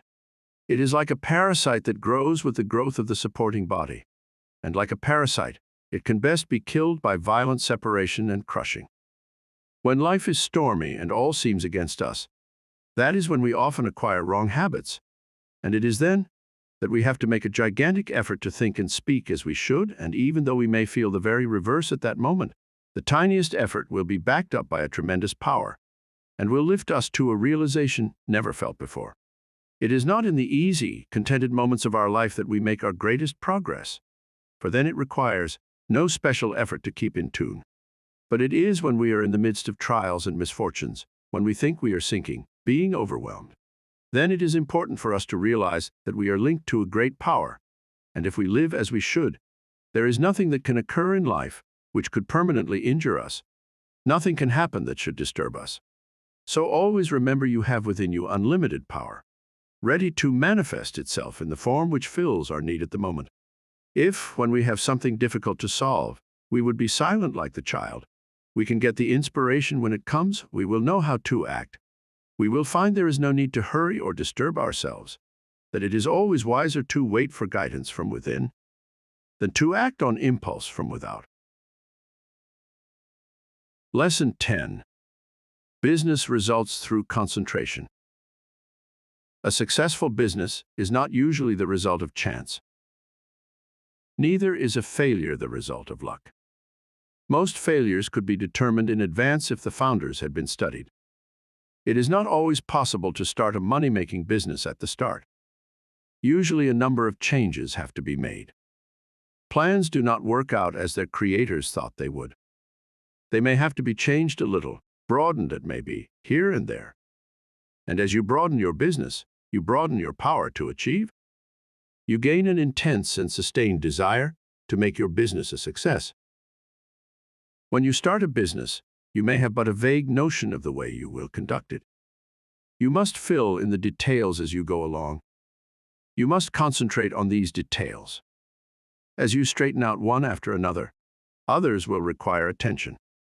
In this way, you cover the field of the first endeavor, and new opportunities open up for you. When you realize one desire, another comes. But if you do not fulfill the first desire, you will not the second. The person that does not carry his desires into action is only a dreamer. Desire is a great creative force if it is pure, intense, and sustained. It is our desires that keep stirring us up to action, and they will strengthen and broaden you if you make them materialize. Every man who achieves success deserves it. When he first started out, he did not understand how to solve the problems that afterwards presented themselves, but he did each thing as it came up in the very best way that he could, and this developed his power of doing bigger things. We become masters of business by learning to do well whatever we attempt. The man that has a thorough knowledge of his business can, of course, direct it much more easily and skillfully than the man who lacks that knowledge. The skilled business director can sit in his private office and still know accurately what is actually being done. He knows what should be done in any given time, and if it is not accomplished, he knows that his employees are not turning out the work that they should.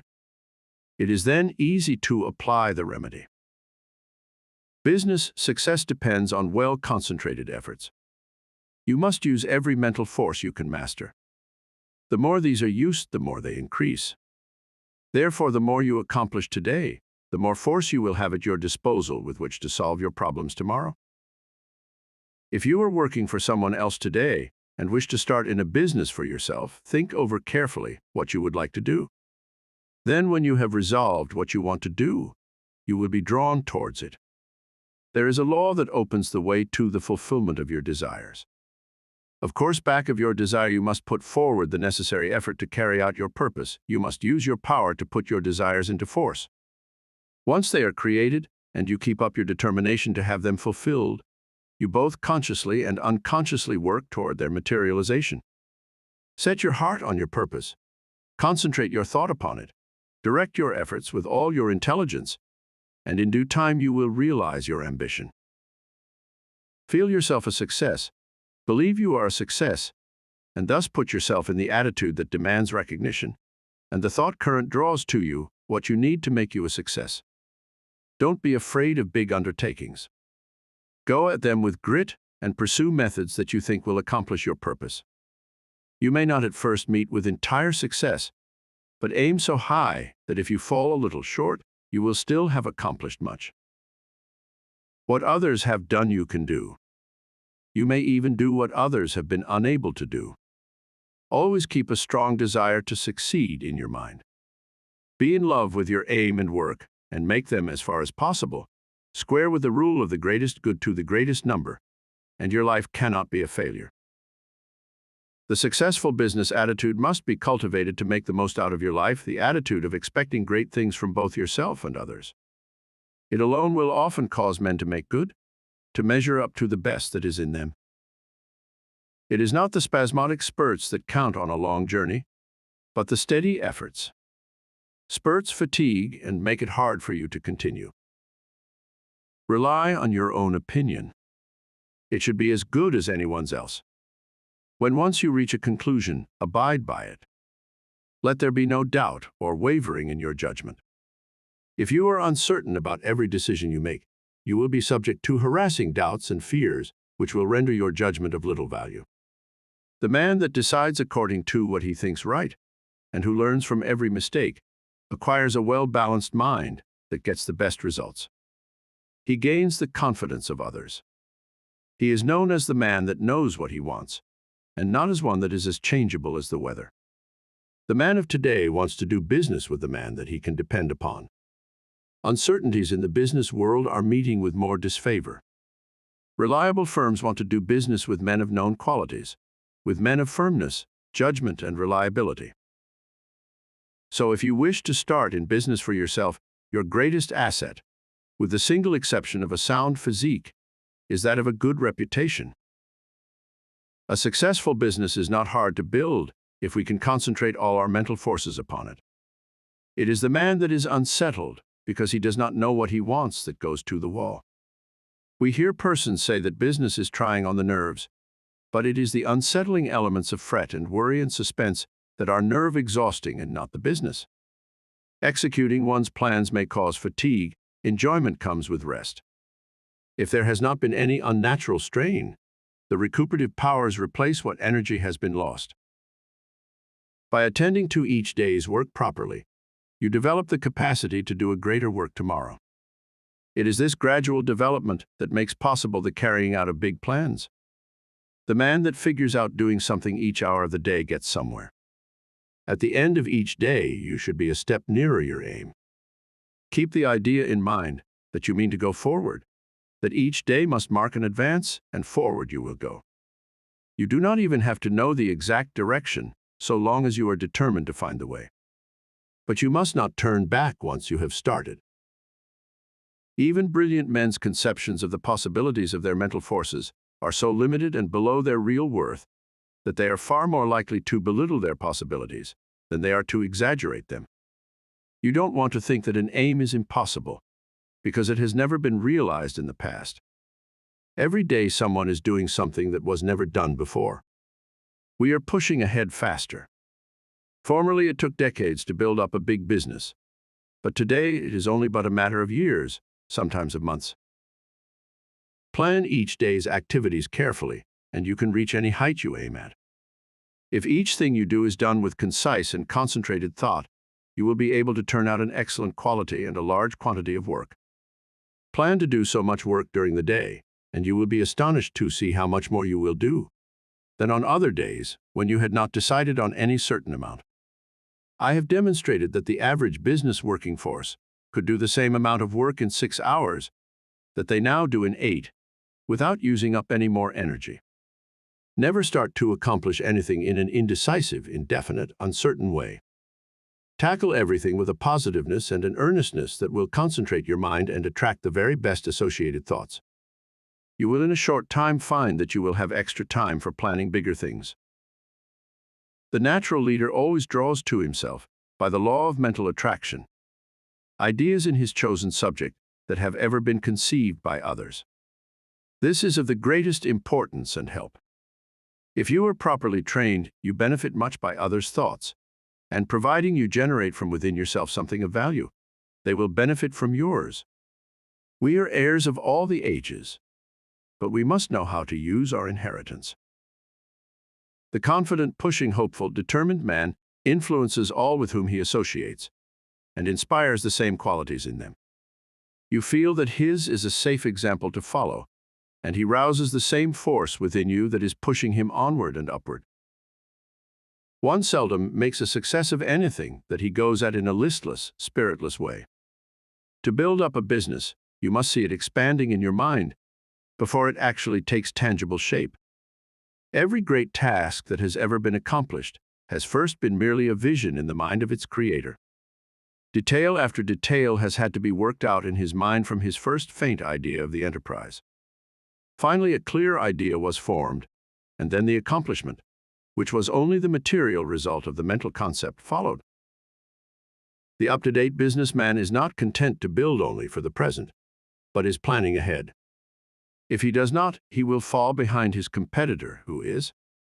What we are actually doing today was carefully thought out and planned by others in the past. All progressive businesses are conducted this way. That is why the young businessman of today is likely to accomplish more in a few years than his father did in all his life. There is no reason why your work or business should fag you out. When it does, there is something wrong. You are attracting forces and influence that you should not, because you are not in harmony with what you are doing. There is nothing so tiring as to try to do the work for which we are unfitted, both by temperament and training. Each one should be engaged in a business that he loves. B should be furthering movements with which he is in sympathy. He will then only do his best work and take intense pleasure in his business. In this way, while constantly growing and developing his powers, he is at the same time rendering through his work genuine and devoted service to humanity. Business success is not the result of chance, but of scientific ideas and plans carried out by an aggressive and progressive management. Use your mental forces so that they will grow and develop. Remember that everything you do is the result of mental action, Therefore, you can completely control your every action. Nothing is impossible for you. Don't be afraid to tackle a difficult proposition. Your success will depend upon the use you make of your mind. This is capable of wonderful development. See that you make full use of it, and not only develop yourself, but your associates. Try to broaden the visions of those with whom you come in contact, and you will broaden your own outlook of life. Are you afraid of responsibilities? In order for the individual soul to develop, you must have responsibilities. You must manifest the omnipotence of the law of supply. The whole world is your legitimate sphere of activity. How much of a conqueror are you? What have you done? Are you afraid of responsibility, or are you ever dodging, flinching, or sidestepping it? If you are not a real man. Your higher self never winces, so be a man and allow the powers of the higher self to manifest, and you will find you have plenty of strength, and you will feel better when you are tackling difficult propositions. Lesson 11. Concentrate on courage. Courage is the backbone of man. The man with courage has persistence. He states what he believes and puts it into execution. The courageous man has confidence. He draws to himself all the moral qualities and mental forces which go to make up a strong man. Whereas the man without courage draws to himself all the qualities of a weak man: vacillation, doubt, hesitancy, and unsteadiness of purpose. You can therefore see the value of concentration on courage. It is a most vital element of success. The lack of courage creates financial, as well as mental and moral difficulties.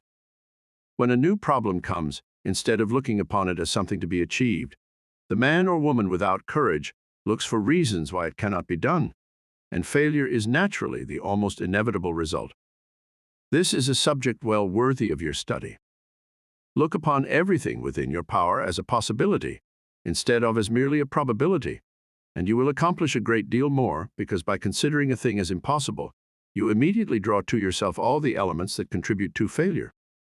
Lack of courage destroys your confidence in yourself. It destroys that forceful, resolute attitude so important to success.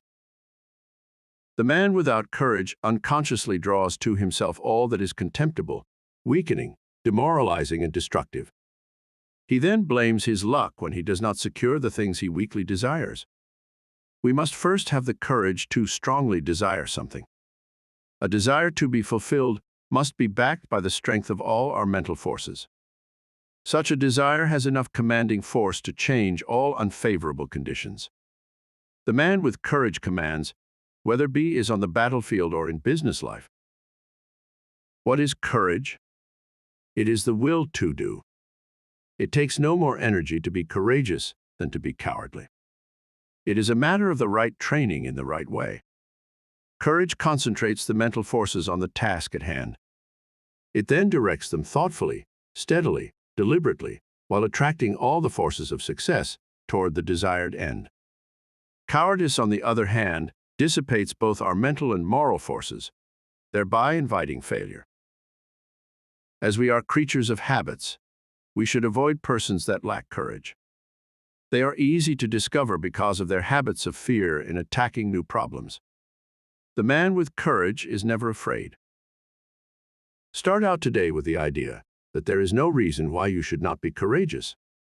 If any fear thoughts come to you, cast them off as you would the deadly viper. Form the habit of never thinking of anything unfavorable to yourself or anyone else. In dealing with difficulties, new or old, hold ever the thought, "I am courageous." Whenever a doubt crosses the threshold of your mind, banish it. Remember, you as master of your mind control its every thought. And here is a good one to often affirm, "I have courage because I desire it, because I need it, because I use it, and because I refuse to become such a weakling as cowardice produces." There is no justification for the loss of courage. The evils by which you will almost certainly be overwhelmed without it are far greater than those which courage will help you to meet and overcome. Right, then, must be the moralist who says that the only thing to fear is fear. Never let another's opinion affect you. He cannot tell what you are able to do. He does not know what you can do with your forces. The truth is, you do not know yourself until you put yourself to the test. Therefore, how can someone else know? Never let anyone else put a valuation on you. Almost all wonderful achievements have been accomplished after it had been thoroughly demonstrated that they were impossibilities. Once we understand the law, all things are possible. If they were impossibilities, we could not conceive them. Just the moment you allow someone to influence you against what you think is right, you lose that confidence in yourself that inspires courage and carries with it all the forces which courage creates. Just the moment you begin to swerve in your plan, you begin to carry out another's thought and not your own. You become the directed and not the director. You forsake the courage and resolution of your own mind, and you therefore lack the very forces that you need to sustain and carry out your work. Instead of being self-reliant, you become timid, and this invites failure. When you permit yourself to be influenced from your plan by another, you are unable to judge as you should, because you have allowed another's influence to deprive you of your courage and determination, without absorbing any of his in return. So you are in much the same predicament as you would be in if you turned over all your worldly possessions to another, without getting value received. Concentrate on just the opposite of fear, want, poverty, sickness, etc. Never doubt your own ability. You have plenty if you will just use it. A great many men are failures because they doubt their own capacity. Instead of building up strong mental forces, which would be of the greatest use to them, their fear thoughts tear them down. Fear paralyzes energy. It keeps us from attracting the forces that go to make up success. Fear is the worst enemy we have. There are few people that really know that they can accomplish much. They desire the full extent of their powers, but alas, it is only occasionally that you find a man that is aware of the great possibilities within him. When you believe with all your mind and heart and soul that you can do something, you thereby develop the courage to steadily and confidently live up to that belief. You have now gone a long way towards accomplishing it. The chances are that there will be obstacles, big and little, in your way, but resolute courage will overcome them, and nothing else will. Strong courage eliminates the injurious and opposing forces by summoning their masters, the yet stronger forces that will serve you. Courage is yours for the asking. All you have to do is to believe in it, claim it, and use it. To succeed in business, believe that it will be successful, assert that it is successful, and work like a beaver to make it so. Difficulties soon melt away before the courageous. One man of courage can fire with his spirit a whole army of men, whether it be military or industrial, because courage, like cowardice, is contagious. The man of courage overcomes the trials and temptations of life. He commands success. He renders sound judgment. He develops personal influence and a forceful character, and often becomes the mentor of the community which he serves. How to overcome depression and melancholia. Both of the former are harmful and make you unhappy. These are states that can be quickly overcome through concentrating more closely on the higher self, for when you do, you cut off the connection with the harmful force currents. You can also drive away moods by simply choosing and fully concentrating on an agreeable subject. Through willpower and thought control, we can accomplish anything we want to do. There is wonderful inherent power within us all, and there is never any sufficient cause for fear, except ignorance. Every evil is but the product of ignorance, and everyone that possesses the power to think has the power to overcome ignorance and evil. The pain that we suffer from doing evil are but the lessons of experience, and the object of the pain is to make us realize our ignorance. When we become depressed, it is evidence that our thought faculties are combining improperly, and thereby attracting the wrong force currents. All that it is necessary to do is to exercise the will and concentrate upon happy subjects. I will only think of subjects worthy of my higher self and its powers. Lesson 12. Concentrate on wealth. It was never intended that man should be poor. When wealth is obtained under the proper conditions, it broadens the life.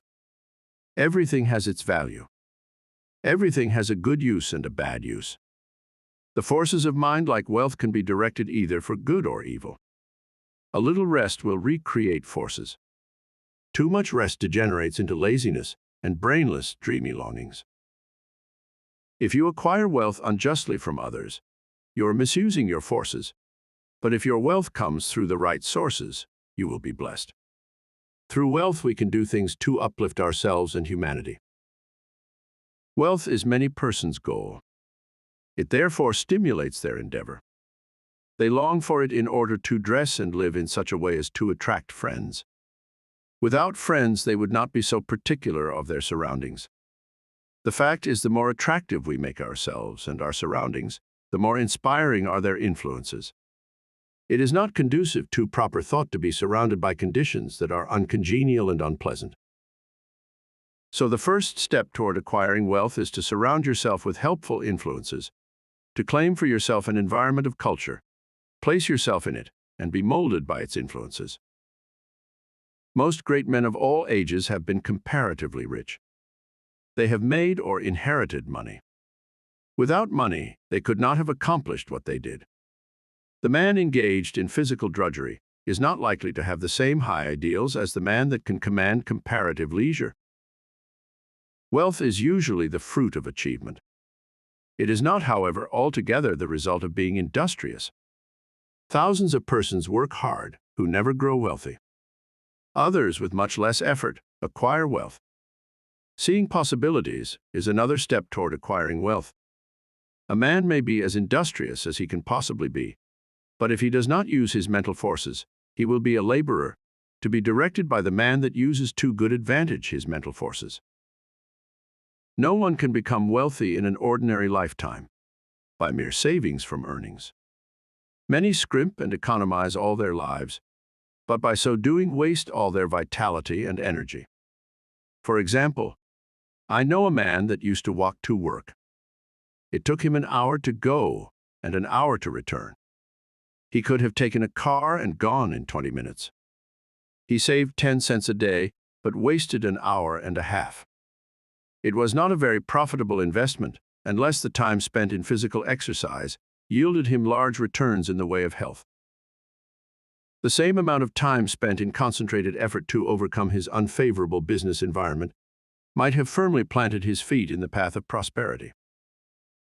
One of the big mistakes made by many persons of the present generation is that they associate with those who fail to call out or develop the best that is in them. When the social side of life is developed too exclusively, as it often is, and recreation or entertainment becomes the leading motive of a person's life, he acquires habits of extravagance instead of economy, habits of wasting his resources, physical, mental, moral, and spiritual, instead of conserving them. He is, in consequence, lacking in proper motivation, his God-given powers and forces are undeveloped, and he inevitably brings poor judgment to bear upon all the higher relationships of life. While, as to his financial fortunes, he is ever the leaner, often a parasite, and always, if opportunity affords, as heavy a consumer as he is a poor producer. It seems a part of the tragedy of life that these persons have to be taught such painful lessons before they can understand the forces and laws that regulate life. Few profit by the mistakes of others. They must experience them for themselves and then apply the knowledge so gained in reconstructing their lives. Any man that has ever amounted to anything has never done a great deal of detailed work for long periods at any given time. He needs his time to reflect. He does not do his duties today in the same way as yesterday, but as the result of deliberate and concentrated effort, constantly tries to improve his methods. The other day I attended a lecture on prosperity. I knew the lecturer had been practically broke for 10 years. I wanted to hear what he had to say. He spoke very well. He no doubt benefited some of his hearers, but he had not profited by his own teachings. I introduced myself and asked him if he believed in his maxims. He said he did. I asked him if they had made him prosperous. He said not exactly. I asked him why. He answered that he thought he was fated not to experience prosperity. In half an hour I showed that man why poverty had always been his companion. He had dressed poorly. He held his lectures in poor surroundings. By his actions and beliefs, he attracted poverty. He did not realize that his thoughts and his surroundings exercised an unfavorable influence. I said, thoughts are moving forces, great powers. Thoughts of wealth attract wealth. Therefore, if you desire wealth, you must attract the forces that will help you to secure it. Your thoughts attract a similar kind of thoughts. If you hold thoughts of poverty, you attract poverty. If you make up your mind you are going to be wealthy, you will instill this thought into all your mental forces, and you will at the same time use every external condition to help you. Many persons are of the opinion that if you have money, it is easy to make more money. But this is not necessarily true. 90% of the men that start in business fail. Money will not enable one to accumulate much more, unless he is trained to seek and use good opportunities for its investment.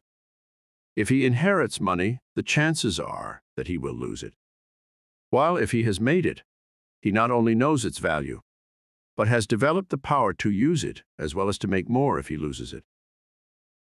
Business success today depends on foresight, good judgment, grit, firm resolution, and settled purpose.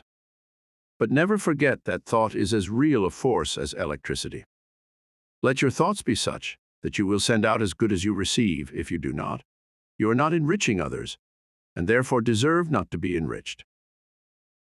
The man that tries to get all he can from others for nothing becomes so selfish and mean that he does not even enjoy his acquisitions. We see examples of this every day. What we take from others will in turn be taken from us.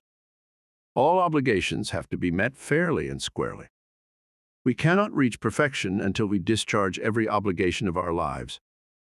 We all realize this, so why not willingly give a fair exchange for all that we receive?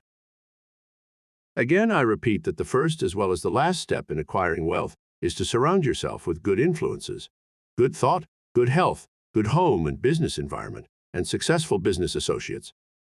Cultivate, by every legitimate means, the acquaintance of men of big caliber. Bring your thought vibrations in regard to business into harmony with theirs. This will make your society not only agreeable, but sought after.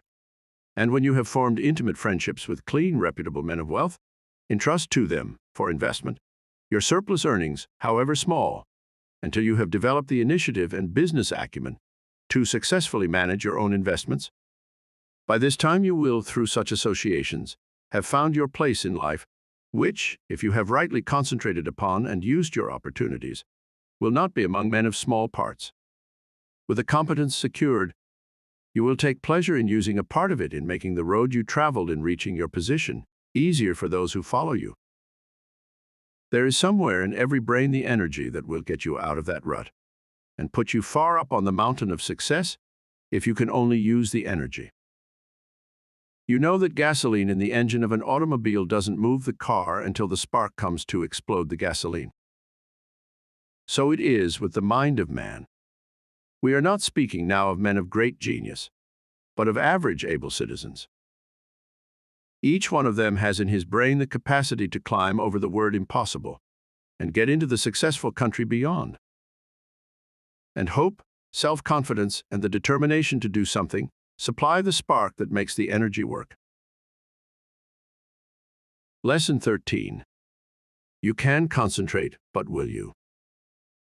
All have the ability to concentrate, but will you? You can, but whether you will or not depends on you. It is one thing to be able to do something, and another thing to do it.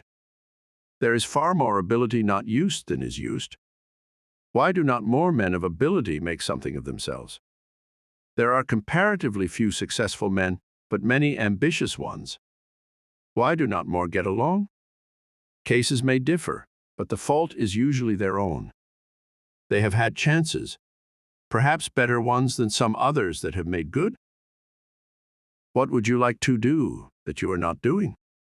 If you think you should be getting on better, why don't you? Study yourself carefully. Learn your shortcomings. Sometimes only a mere trifle keeps one from branching out and becoming a success. Discover why you have not been making good, the cause of your failure. Have you been expecting someone to lead you or to make a way for you? If you have, Concentrate on a new line of thought. There are two things absolutely necessary for success: energy and the will to succeed. Nothing can take the place of either of these. Most of us will not have an easy path to follow, so don't expect to find one. The hard knocks develop our courage and moral stamina. The persons that live in an indolent and slipshod way never have any. They have never faced conditions and therefore don't know how. The world is no better for their living. We must make favorable conditions and not expect them to shape themselves. It is not the man that says, "It can't be done," but the man that goes ahead in spite of adverse advice and shows that it can be done that gets there today. The Lord helps those that help themselves, is a true saying. We climb the road to success by overcoming obstacles. Stumbling blocks are but stepping stones for the man that says, "I can and I will," when we see cripples, the deaf and dumb, the blind and those with other handicaps, amounting to something in the world. The able-bodied man should feel ashamed of himself if he does not make good. There is nothing that can resist the force of perseverance. The way ahead of all of us is not clear sailing, but all hard passages can be bridged, if you just think they can and concentrate on how to do it. But if you think the obstacles are unsurmountable, you will not of course try, and even if you do, it will be in only a half-hearted way, a way that accomplishes nothing. Many men will not begin an undertaking unless they feel sure they will succeed in it. What a mistake! This would be right if we were sure of what we could and could not do. But who knows? There may be an obstruction there now that might not be there next week. There may not be an obstruction there now that will be there next week. The trouble with most persons is that just as soon as they see their way blocked, they lose courage. They forget that usually there is a way around the difficulty. It's up to you to find it. If you tackle something with little effort, when the conditions call for a big effort, you will of course not win. Tackle everything with a feeling that you will utilize all the power within you to make it a success. This is the kind of concentrated effort that succeeds. Most people are beaten before they start. They think they are going to encounter obstacles, and they look for them instead of for means to overcome them. The result is that they increase their obstacles instead of diminishing them. Have you ever undertaken something that you thought would be hard, but afterwards found it to be easy? That is the way a great many times. The things that look difficult in advance turn out to be easy of conquest when once encountered. So start out on your journey with the idea that the road is going to be clear for you, and that if it is not, you will clear the way. All men that have amounted to anything have cleared their way, and they did not have the assistance that you will have today. The one great keynote of success is to do whatever you have decided on. Don't be turned from your path, but resolve that you are going to accomplish what you set out to do. Don't be frightened at a few rebuffs, for they cannot stop the man that is determined, the man that knows in his heart that success is only bought by tremendous resolution, by concentrated and wholehearted effort. He who has a firm will, says Goethe, molds the world to himself. People do not lack strength, says Victor Hugo. They lack will. It is not so much skill that wins victories, as it is activity and great determination. There is no such thing as failure for the man that does his best. No matter what you may be working at the present time, don't let this make you lose courage. The tides are continually changing, and tomorrow or some other day, they will turn to your advantage if you are a willing and are an ambitious worker. There is nothing that develops you and increases your courage like work. If it were not for work, how monotonous life would at last become? So I say to the man that wants to advance, don't look upon your present position as your permanent one. Keep your eyes open and add those qualities to your makeup that will assist you when your opportunity comes. Be ever alert and on the watch for opportunities. Remember, we attract what we set our minds on. If we look for opportunities, we find them. If you are the man you should be, someone is looking for you to fill a responsible position. So when he finds you, don't let your attention wander. Give it all to him. Show that you can concentrate your powers, that you have the makeup of a real man. Show no signs of fear, uncertainty, or doubt. The man that is sure of himself is bound to get to the front. No circumstances can prevent him. Lesson 14. The art of concentrating by means of practical exercises. Select some thought and see how long you can hold your mind on it. It is well to have a clock at first and keep track of the time. If you decide to think about health, you can get a great deal of good from your thinking besides developing concentration. Think of health as being the greatest blessing there is in the world. Don't let any other thought drift in. Just the moment one starts to obtrude, make it get out. Make it a daily habit of concentrating on this thought for, say, 10 minutes.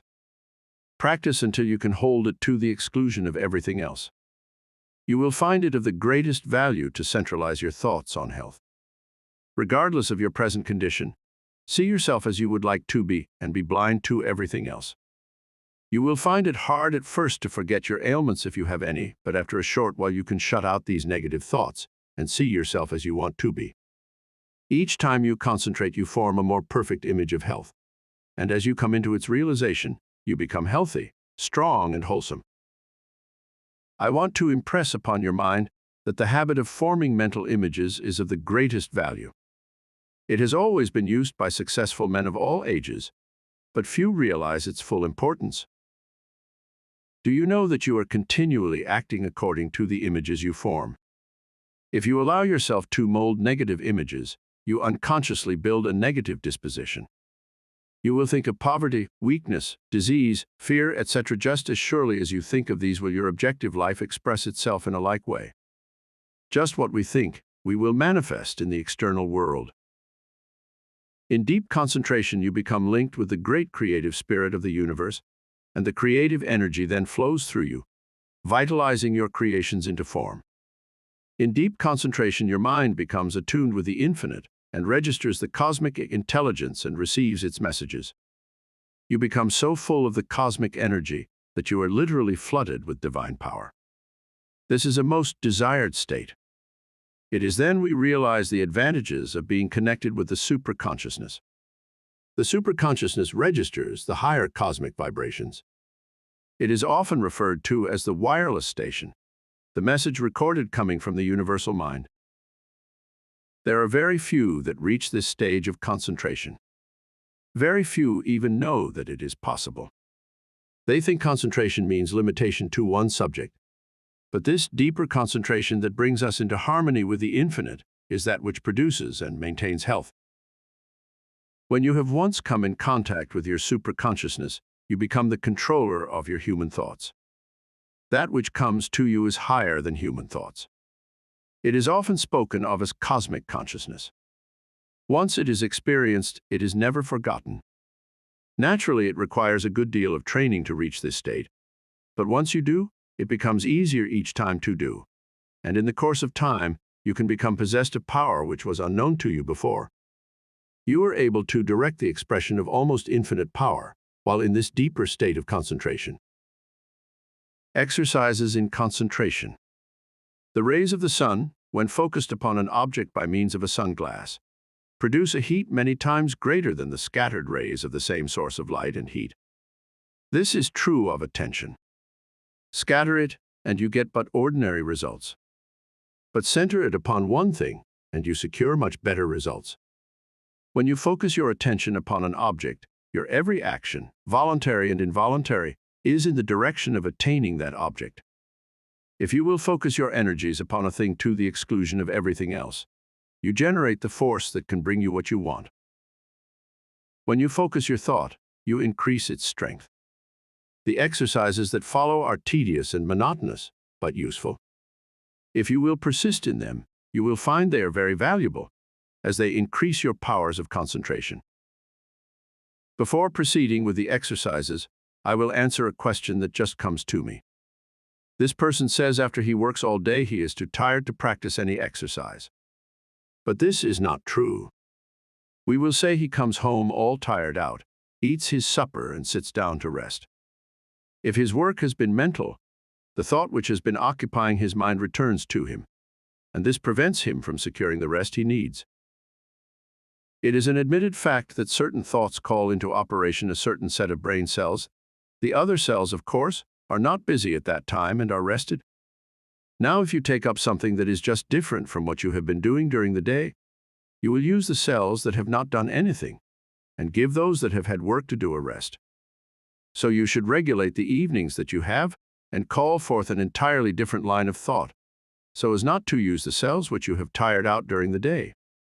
If you will center your attention on a new thought, you relieve the old cells from vibrating with excitement, and they get their needed rest.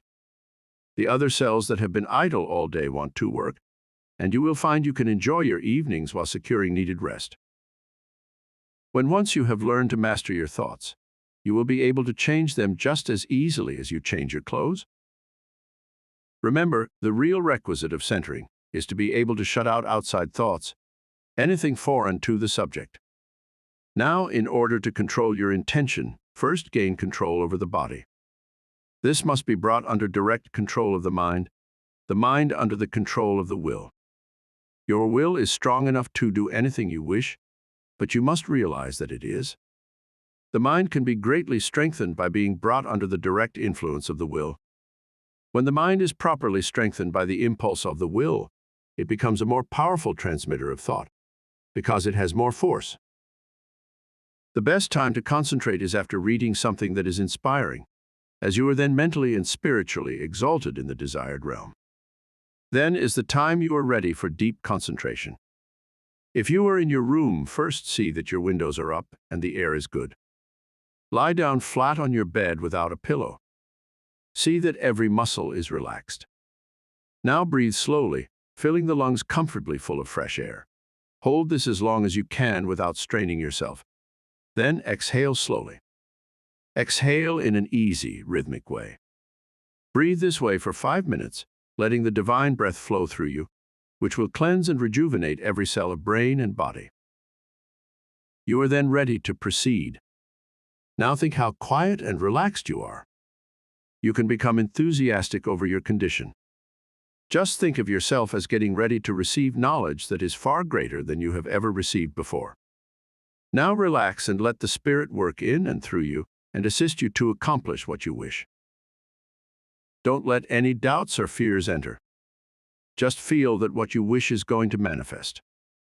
Just feel it already has. In reality, it has. For just the minute you wish a thing to be done, it manifests in the thought world. Whenever you concentrate, just believe it is a success. Keep up this feeling and allow nothing to interfere, and you will soon find you have become the master of concentration. You will find that this practice will be of wonderful value to you, and that rapidly you will be learning to accomplish anything that you undertake. It will be necessary to first train the body to obey the commands of the mind. I want you to gain control of your muscular movements. The following exercise is especially good in assisting you to acquire perfect control of the muscles. Exercise 1. Sit in a comfortable chair and see how still you can keep. This is not as easy as it seems. You will have to center your attention on sitting still. Watch and see that you are not making any involuntary muscular movements. By a little practice, you will find you are able to sit still without a movement of the muscles for 15 minutes. At first, I advise sitting in a relaxed position for 5 minutes.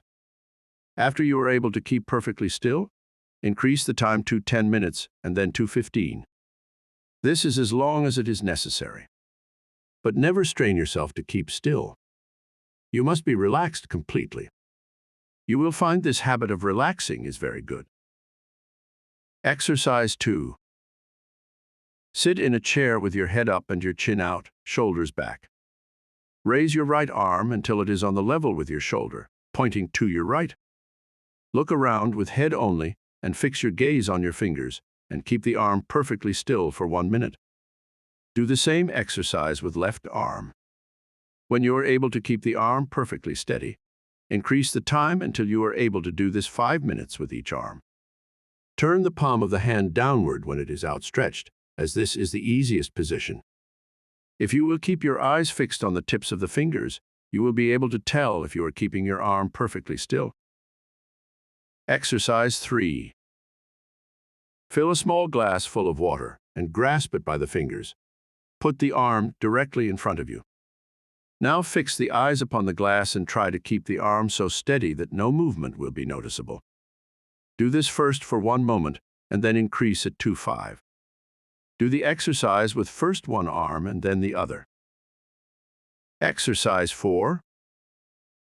Watch yourself during the day and see that your muscles do not become tense or strained.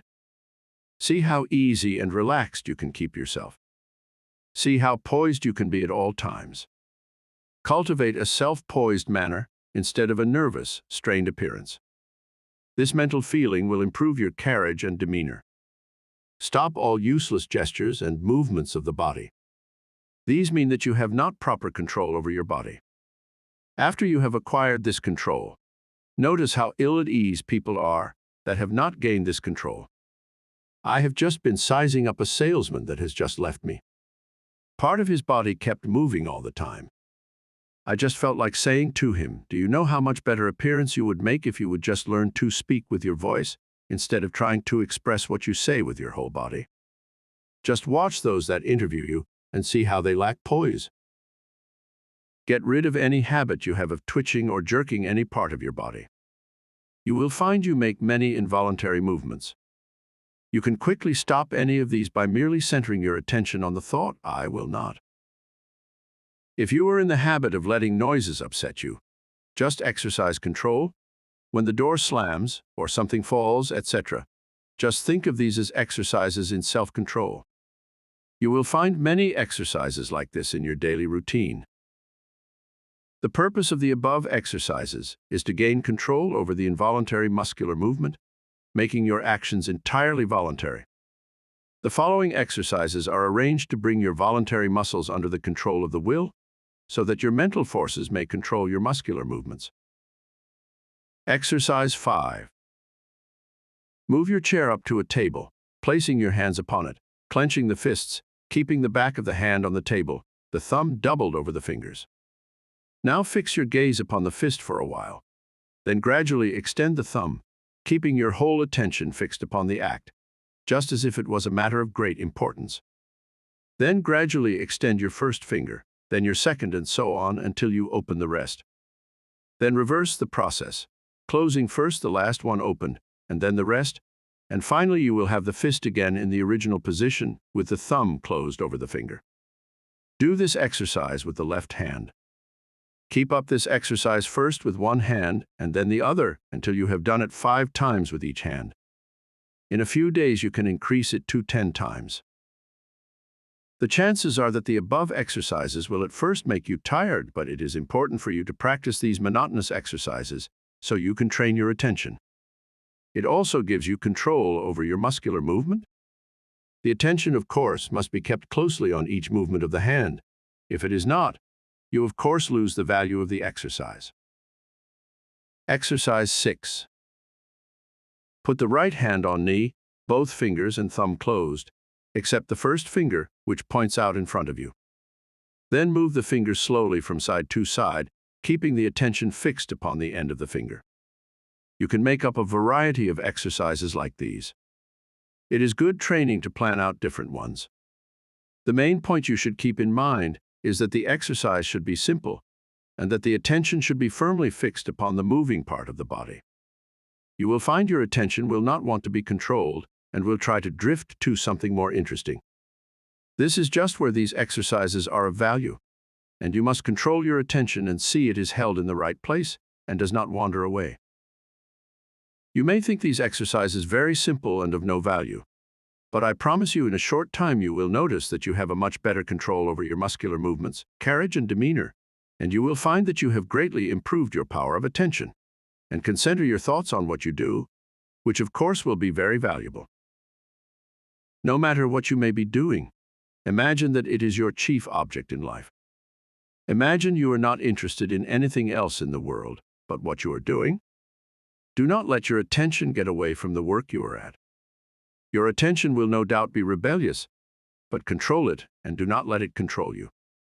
When once you conquer the rebellious attention, you have achieved a greater victory than you can realize at the time. Many times afterwards, you will be thankful you have learned to concentrate your closest attention upon the object at hand.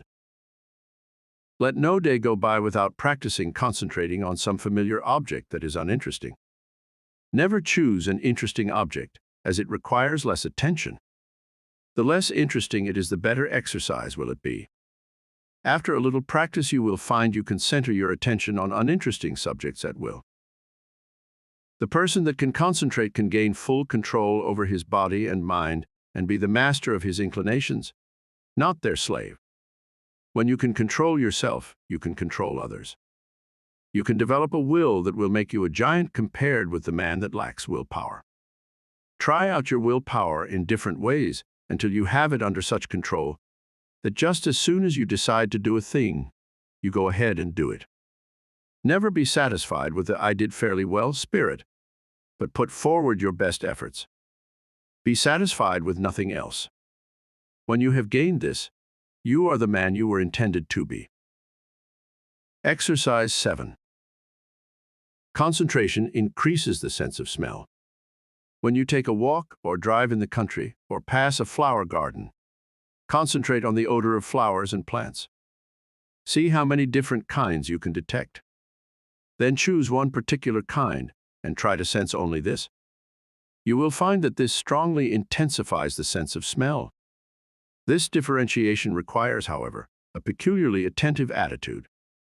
When sense of smell is being developed, you should not only shut out from the mind every thought, but that of odor, but you should also shut out cognizance of every odor, save that upon which your mind, for the time, is concentrated. You find plenty of opportunity for exercises for developing the sense of smell. When you are out in the air, be on the alert for the different odors. You will find the air laden with all kinds, but let your concentration upon the one selected be such that a scent of its fragrance in after years will vividly recall the circumstances of this exercise. The object of these exercises is to develop concentrated attention, and you will find that you can, through their practice, control your mind and direct your thoughts just the same as you can your arm. Exercise 8. Concentration on the within. Lie down and thoroughly relax your muscles. Concentrate on the beating of your heart. Do not pay any attention to anything else. Think how this great organ is pumping the blood to every part of the body. Try to actually picture the blood leaving the great reservoir and going in one stream right down to the toes. Picture another going down the arms to the tips of the fingers. After a little practice, you can actually feel the blood passing through your system. If at any time you feel weak in any part of the body, will that an extra supply of blood shall go there. For instance, if your eyes feel tired, picture the blood coming from the heart, passing up through the head and out to the eyes. You can wonderfully increase your strength by this exercise. Men have been able to gain such control over the heart that they have actually stopped it from beating for 5 minutes. This, however, is not without danger, and is not to be practiced by the novice. I have found the following a very helpful exercise to take just before going to bed and on rising in the morning. Say to yourself, every cell in my body thrills with life. Every part of my body is strong and healthy. I have known a number of people to greatly improve their health in this way. You become what you picture yourself to be.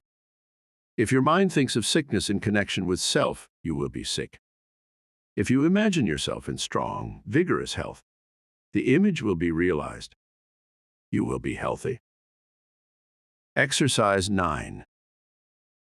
Concentrating on sleep.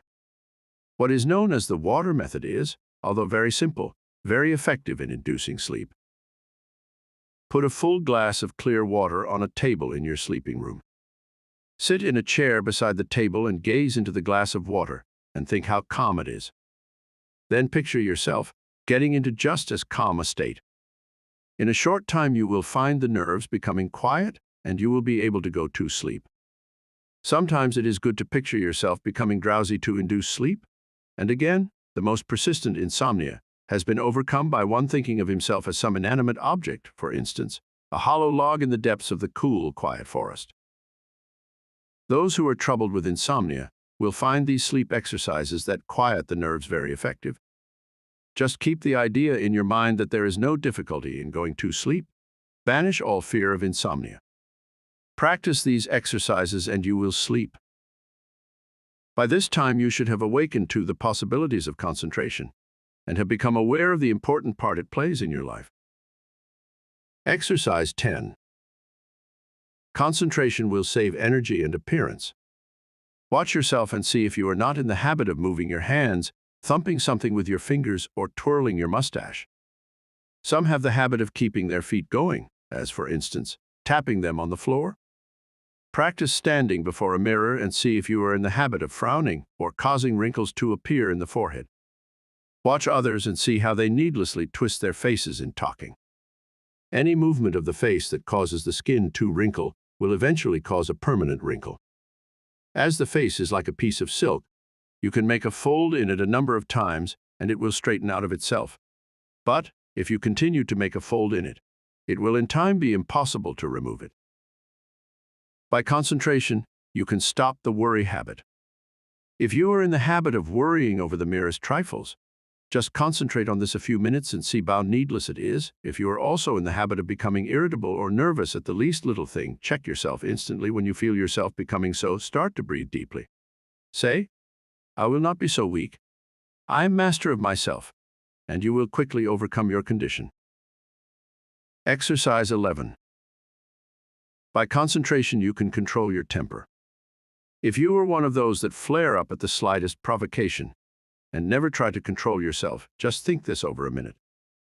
Does it do you any good? Do you gain anything by it? Doesn't it put you out of poise for some time? Don't you know that this grows on you and will eventually make you despised by all that have any dealings with you? Everyone makes mistakes, and instead of becoming angry at their perpetrators, just say to them, "Be more careful next time." This thought will be impressed on them, and they will be more careful. But if you continually complain about their making a mistake, the thought of a mistake is impressed on them, and they will be more likely to make mistakes in the future. All lack of self-control can be conquered if you will, but learn to concentrate.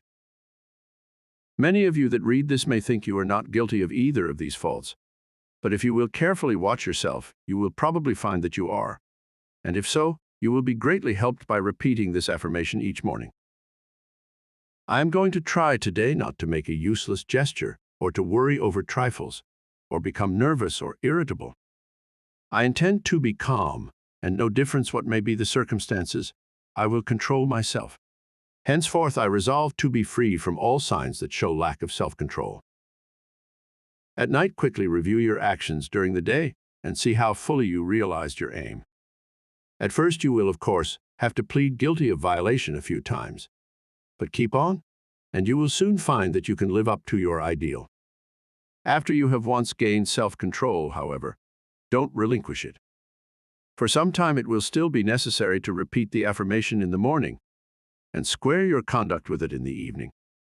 Keep up the good work until at last, the habit of self-control is so firmly fixed that you could not break it even though you tried. I have had many persons tell me that this affirmation and daily review made a wonderful difference in their lives. You too will notice the difference if you live up to these instructions. Exercise 12. Practice talking before a glass. Make 2 marks on your mirror on a level with your eyes, and think of them as 2 human eyes looking into yours. Your eyes will probably blink a little at first.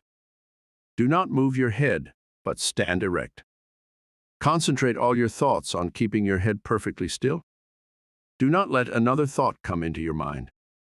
Then, still keeping the head, eyes, and body still, think that you look like a reliable man or woman should, like a person that anyone would have confidence in. Do not let your appearance be such as to justify the remark, "I don't like his appearance. I don't believe he can be trusted." While standing before the mirror, practice deep breathing. See that there is plenty of fresh air in the room and that you are literally feasting on it. You will find that, as it permeates every cell, your timidity will disappear. It has been replaced by a sense of peace and power. The one that stands up like a man and has control over the muscles of his face and eyes always commands attention. In his conversation, he can better impress those with whom he comes in contact. He acquires a feeling of calmness and strength that causes opposition to melt away before it. 3 minutes a day is long enough for the practice of this exercise. Look at the clock before you commence the exercise, and if you find you can prolong the exercise for more than 5 minutes, do so. The next day, sit in a chair and, without looking at the picture, concentrate on it and see if you cannot think of additional details concerning it. The chances are you will be able to think of many more. It might be well for you to write down all you thought of the first day, and then add to the list each new discovery. You will find that this is a very excellent exercise in concentration. Exercise 13. The control of sensations. Think how you would feel if you were cool, then how you would feel if you were cold, again, how you would feel if it were freezing. In this state, you would be shivering all over. Now think of just the opposite conditions. Construct such a vivid image of heat that you are able to experience the sensation of heat even in the coldest atmosphere. It is possible to train your imagination until you do this, and it can then be turned to practical account in making undesirable conditions bearable. You can think of many very good exercises like this. For instance, if you feel yourself getting hungry or thirsty, and for any reason you do not wish to eat, do not think of how hungry or thirsty you are, but just visualize yourself as finishing a hearty meal. Again, when you experience pain, do not increase it by thinking about it, but do something to divert your attention, and the pain will seem to decrease. If you will start practicing along this line systematically, you will soon gain a wonderful control over the things that affect your physical comfort. Exercise 14. The Eastern way of concentrating. Sit in a chair with a high back in upright position. Press one finger against the right nostril. Now take a long, deep breath, drawing the breath in gently as you count 10. Then expel the breath through the right nostril as you count 10. Repeat this exercise with the opposite nostril. This exercise should be done at least 20 times at each sitting. Exercise 15. Controlling desires. Desire, which is one of the hardest forces to control, will furnish you with excellent exercises in concentration. It seems natural to want to tell others what you know, but by learning to control these desires, you can wonderfully strengthen your powers of concentration. Remember, you have all you can do to attend to your own business. Do not waste your time in thinking of others or in gossiping about them. If, from your own observation, you learn something about another person that is detrimental, keep it to yourself. Your opinion may afterwards turn out to be wrong anyway, but whether right or wrong, you have strengthened your will by controlling your desire to communicate your views. If you hear good news, resist the desire to tell it to the first person you meet, and you will be benefited thereby. It will require the concentration of all your powers of resistance to prohibit the desire to tell. After you feel that you have complete control over your desires, you can then tell your news. But you must be able to suppress the desire to communicate the news until you are fully ready to tell it.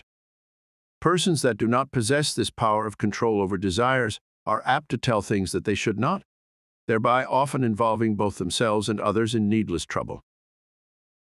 If you are in the habit of getting excited when you hear unpleasant news, just control yourself and receive it without any exclamation of surprise.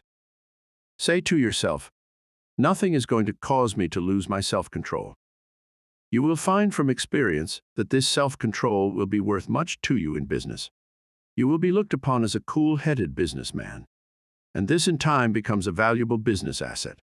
Of course, circumstances alter cases.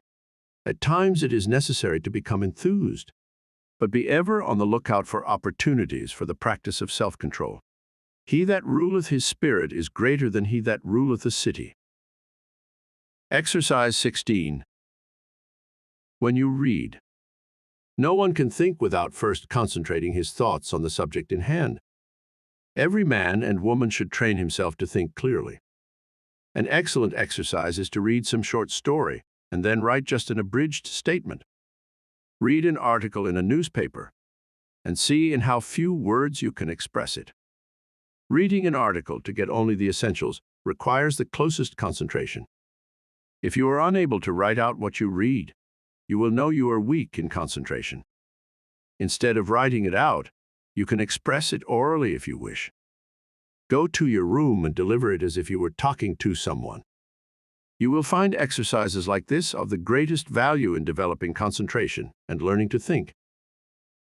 After you have practiced a number of these simple exercises, read a book for 20 minutes, and then write down what you have read. The chances are that at first you will not remember very many details, but with a little practice, you will be able to write a very good account of what you have read. The closer the concentration, the more accurate the account will be. It is a good idea when time is limited to read only a short sentence and then try to write it down word for word. When you are able to do this, read 2 or more sentences and treat similarly. The practice will produce very good results if you keep it up until the habit is fixed. If you will just utilize your spare time in practicing exercises like those suggested, you can gain wonderful powers of concentration. You will find that in order to remember every word in a sentence, you must keep out every thought, but that which you wish to remember, and this power of inhibition alone will more than compensate for the trouble of the exercise. Of course, success in all of the above depends largely upon cultivating, through the closest concentration, the power to image or picture what you read, upon the power, as one writer expresses it, of letting the mountains of which we hear loom before us and the rivers of which we read roll at our feet. Exercise 17. Concentration overcomes bad habits. If you have a habit that you want to get rid of, shut your eyes and imagine that your real self is standing before you. Now try the power of affirmation. Say to yourself, "You are not a weakling. You can stop this habit if you want to. This habit is bad and you want to break it." Just imagine that you are someone else giving this advice. This is very valuable practice. You, in time, see yourself as others see you. The habit loses its power over you, and you are free. If you will just form the mental image of controlling yourself as another person might, you will take a delight in breaking bad habits. I have known a number of men to break themselves of drinking in this way. Exercise 18. Watch concentration. Sit in a chair and place a clock with the second hand on the table. Follow the second hand with your eyes as it goes around. Keep this up for 5 minutes, thinking of nothing else but the second hand. This is a very good exercise when you only have a few minutes to spare if you are able to keep every other thought in the stream of consciousness subordinate to it. As there is little that is particularly interesting about the second hand, it is hard to do this, but in the extra effort of willpower required to make it successful lies its value. Always try to keep as still as possible during these exercises. In this way you can gain control over nerves, and this quieting effect is very good for them. Exercise 19. Faith concentration. A belief in the power to concentrate is of course very important. I purposely did not put this exercise in the beginning, where it naturally belongs, because I wanted you to know that you could learn to concentrate. If you have practiced the above exercises, you have now developed this concentration power to a considerable extent, and therefore you have faith in the power of concentration, but you can still become a much stronger believer in it. We will say that you have some desire or wish you want fulfilled, or that you need some special advice. You first clearly picture what is wanted, and then you concentrate on getting it. Have absolute faith that your desires will be realized. Believe that it will, according to your belief, be fulfilled. Never at this time attempt to analyze the belief. You don't care anything about the whys and wherefores. You want to gain the thing you desire, and if you concentrate on it in the right way, you will get it. A caution. Never think you will not succeed, but picture what is wanted as already yours, and yours it surely will be. Self-distrust. Do you ever feel distrust in yourself? If you do, just ask yourself, which self do I mistrust? Then say, my higher self cannot be affected. Then think of the wonderful powers of the higher self. There is a way to overcome all difficulties, and it is a delight for the human soul to do so. Instead of wasting precious thought force by dreading or fearing a disagreeable interview or event, instead devote the time and concentrated thought in how to make the best of the interview or event, and you will find that it will not be as unpleasant as you thought it would be. Most of our troubles are but imaginary, and it is the mental habit of so dreading them that really acts as a magnet in attracting those that really do come.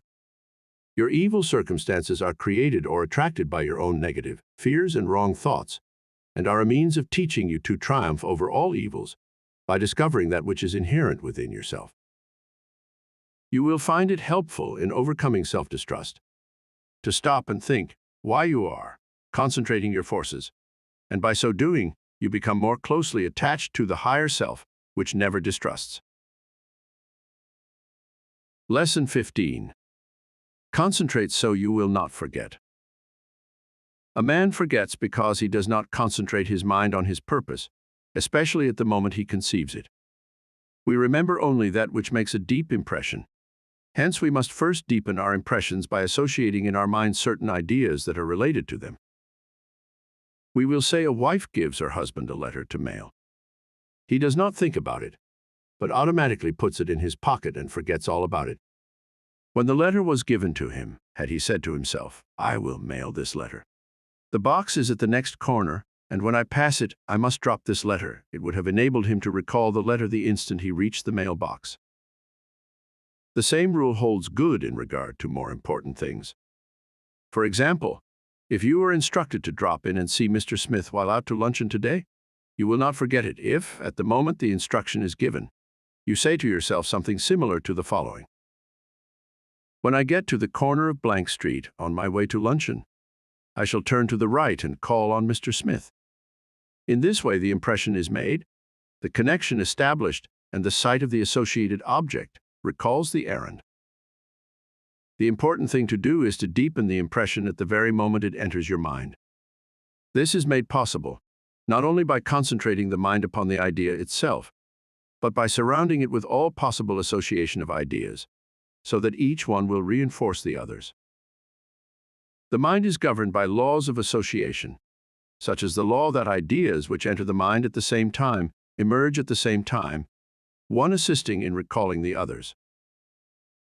The reason why people cannot remember what they want to is that they have not concentrated their minds sufficiently on their purpose at the moment when it was formed. You can train yourself to remember in this way by the concentration of the attention on your purpose, in accordance with the laws of association. When once you form this habit, the attention is easily centered and the memory easily trained.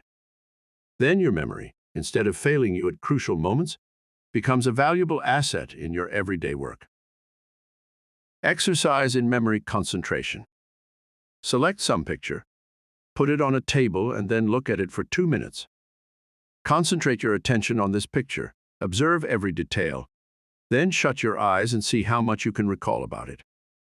Think of what the picture represents, whether it is a good subject, whether it looks natural. Think of objects in foreground, middle ground, background, of details of color and form. Now open your eyes and hold yourself rigidly to the correction of each and every mistake. Close eyes again and notice how much more accurate your picture is. Practice until your mental image corresponds in every particular to the original. Nature is a wonderful instructor, but there are very few who realize that when we get in touch with nature, we discover ourselves. That by listening to her voice, with that curious inner sense of ours, we learn the oneness of life and wake up to our own latent powers. Few realize that the simple act of listening and concentrating is our best interior power, for it brings us into close contact with the highest, just as our other senses bring us into touch with the coarser side of human nature. The closer we live to nature, the more developed is this sense. So-called civilization has overdeveloped our other senses at the expense of this one. Children unconsciously realize the value of concentration. For instance, when a child has a difficult problem to solve and gets to some knotty point which he finds himself mentally unable to do, though he tries his hardest, he will pause and keep quite still, leaning on his elbow, apparently listening. Then you will see, if you are watching, sudden illumination come, and he goes on happily and accomplishes his task. A child instinctively but unconsciously knows when he needs help. He must be quiet and concentrate. All great people concentrate and owe their success to it. The doctor thinks over the symptoms of his patient, waits, listens for the inspiration, though quite unconscious, perhaps, of doing so. The one who diagnoses in this way seldom makes mistakes. An author thinks his plot, holds it in his mind, and then waits, and illumination comes. If you want to be able to solve difficult problems, you must learn to do the same. Lesson 16. How concentration can fulfill your desire. It is a spiritual law that the desire to do necessarily implies the ability to do. You have all read of Aladdin's lamp, which accomplished such wonderful things. This, of course, is only a fairy story, but it illustrates the fact that man has within him the power, if he is able to use it, to gratify his every wish. If you are unable to satisfy your deepest longings, it is time you learned how to use your God-given powers. You will soon be conscious that you have latent powers within capable, when once developed, of revealing to you priceless knowledge and unlimited possibilities of success. Man should have plenty of everything and not merely substance to live on as so many have. All natural desires can be realized. It would be wrong for the infinite to create wants that could not be supplied. Man's very soul is in his power to think, and it, therefore, is the essence of all created things. Every instinct of man leads to thought, and in every thought there is great possibility, because true thought development, when allied to those mysterious powers which perhaps transcend it, has been the cause of all the world's true progress. In the silence we become conscious of that something which transcends thought and which uses thought as a medium for expression. Many have glimpses of that something, but few ever reach the state where the mind is steady enough to fathom these depths. Silent, concentrated thought is more potent than spoken words, for speech distracts from the focusing power of the mind by drawing more and more attention to the without. Man must learn more and more to depend on himself, to seek more for the infinite within. It is from this source alone that he ever gains the power to solve his practical difficulties. No one should give up when there is always the resources of infinity. The cause of failure is that men search in the wrong direction for success, because they are not conscious of their real powers that, when used, are capable of guiding them. The infinite within is foreign to those persons who go through life without developing their spiritual powers. But the infinite helps only he who helps himself. There is no such thing as a special providence. Man will not receive help from the infinite, except to the extent that he believes and hopes and prays for help from this great source. Concentrate on what you want and get it. The weakling is controlled by conditions. The strong man controls conditions. You can be either the conqueror or the conquered. By the law of concentration, you can achieve your heart's desire. This law is so powerful that that which at first seems impossible becomes attainable. By this law, what you at first see as a dream becomes a reality. Remember that the first step in concentration is to form a mental image of what you wish to accomplish. This image becomes a thought seed that attracts thoughts of a similar nature. Around this thought, when it is once planted in the imagination or creative region of the mind, you group or build associated thoughts which continue to grow as long as your desire is keen enough to compel close concentration. Form the habit of thinking of something you wish to accomplish for 5 minutes each day. Shut every other thought out of consciousness. Be confident that you will succeed. Make up your mind that all obstacles that are in your way will be overcome, and you can rise above any environment. You do this by utilizing the natural laws of the thought world, which are all-powerful. A great aid in the development of concentration is to write out your thoughts on that which lies nearest your heart, and to continue, little by little, to add to it until you have, as nearly as possible, exhausted the subject. You will find that each day, as you focus your forces on this thought at the center of the stream of consciousness, new plans, ideas, and methods will flash into your mind. There is a law of attraction that will help you accomplish your purpose. An advertiser, for instance, gets to thinking along a certain line. He has formed his own ideas, but he wants to know what others think. He starts out to seek ideas, and he soon finds plenty of books, plans, designs, etc. on the subject, although when he started he was not aware of their existence. The same thing is true in all lines. we can attract those things that will help us.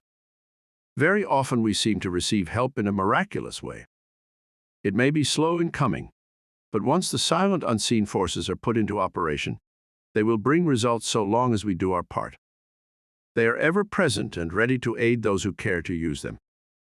By forming a strong mental image of your desire, you plant the thought seed which begins working in your interest, and in time, that desire, if in harmony with your higher nature, will materialize. It may seem that it would be unnecessary to caution you to concentrate only upon achievement that will be good for you and work no harm to another, but there are many who forget others and their rights in their anxiety to achieve success. All good things are possible for you to have, but only as you bring your forces into harmony with that law that requires that we mete out justice to fellow travelers as we journey along life's road. So first think over the thing wanted, and if it would be good for you to have. Say, I want to do this.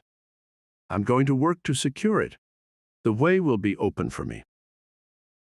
If you fully grasp mentally the thought of success and hold it in mind each day, you gradually make a pattern or mold, which in time will materialize. But by all means keep free from doubt and fear, the destructive forces. Never allow these to become associated with your thoughts. At last you will create the desired conditions and receive help in many unlooked-for ways that will lift you out of the undesired environment.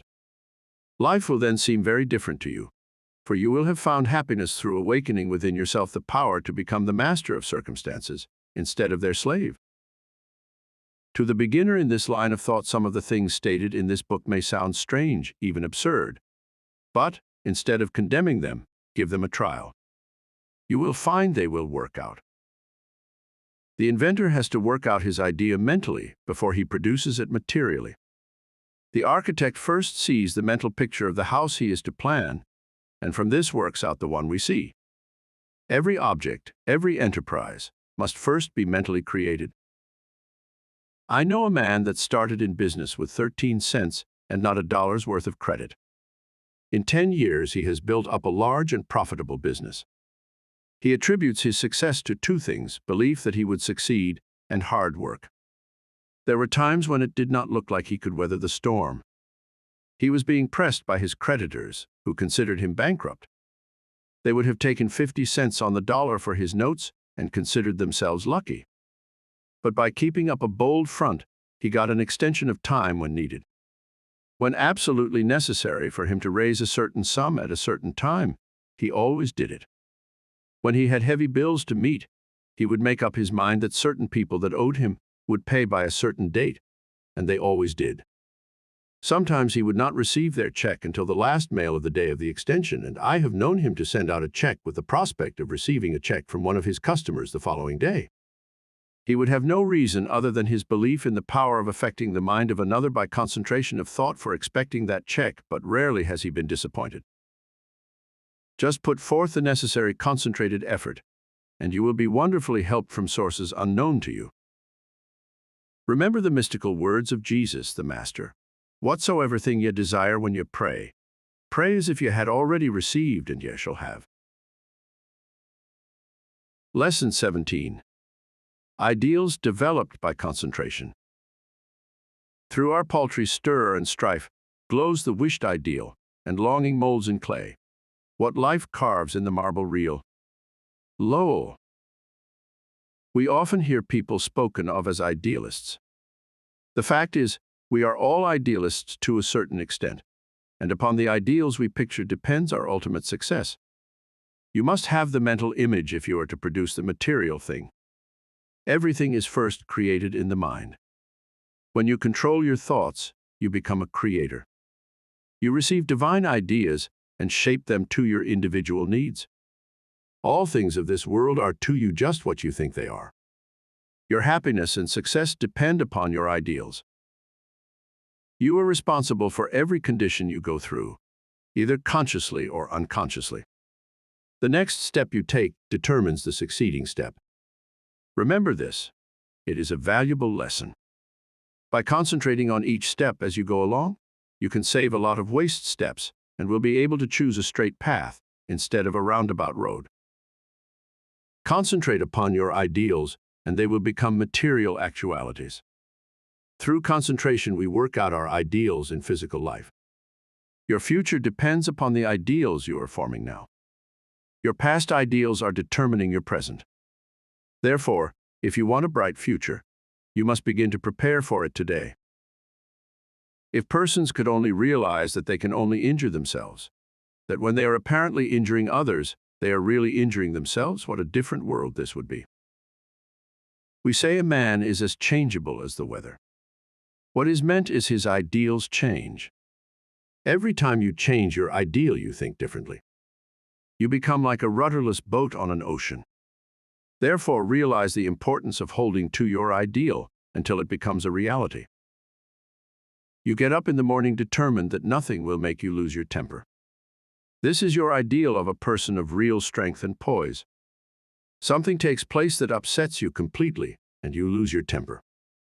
For the time being, you forget your ideal. If you had just thought a second of what a well-poised person implies, you would not have become angry. You lose your poise when you forget your ideal. Each time we allow our ideals to be shattered, we also weaken our willpower. Holding to your ideals develops willpower. Don't forget this. Why do so many men fail? Because they don't hold to their ideal until it becomes a mental habit.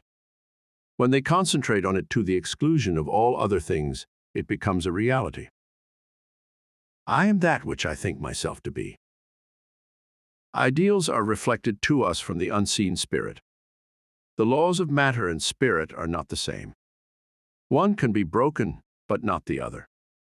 To the extent that ideals are kept, is your future assured. It was never intended that man should suffer. He has brought it upon himself by disobeying the laws of nature. He knows them, so cannot plead ignorance. Why does he break them? Because he does not pay attention to those ideals flashed to him from the infinite spirit. Life is but one continuous unfoldment, and you can be happy every step of the way or miserable as you please. It all depends upon how we entertain those silent whisperings that come from we know not where. We cannot hear them with mortal ear, but from the silence they come as if they were dreams, not to you or me alone, but to everyone. In this way, the grandest thoughts come to us, to use or abuse. So search not in treasured volumes for noble thoughts, but within, and bright and glowing vision will come to be realized now and hereafter. You must give some hours to concentrated, consistent, persistent thought. You must study yourself and your weaknesses. No man gets over a fence by wishing himself on the other side. He must climb. No man gets out of the rut of dull, tiresome, monotonous life by merely wishing himself out of the rut. He must climb. If you are standing still or going backward, there is something wrong. You are the man to find out what is wrong. Don't think that you are neglected or not understood or not appreciated. Such thoughts are the thoughts of failure. Think hard about the fact that men who have got what you envy got it by working for it. Don't pity yourself, criticize yourself. You know that the only thing in the world that you have got to count upon is yourself? Lesson 18. Mental control through creation. I attended a banquet of inventors recently. Each inventor gave a short talk on something he thought would be accomplished in the future. Many very much needed things were spoken of. One inventor spoke of the possibilities of wireless telephone. Distance, he said, would shortly be annihilated. He thought we would soon be able to talk to the man in the submarine, 40 fathoms below the surface and 1,000 miles away. When he got through, he asked if there were any that doubted what he said. No one spoke up. This was not a case of tactful politeness, as inventors like to argue, but a case where no one present really doubted that the inventor's vision would, in the future, materialize.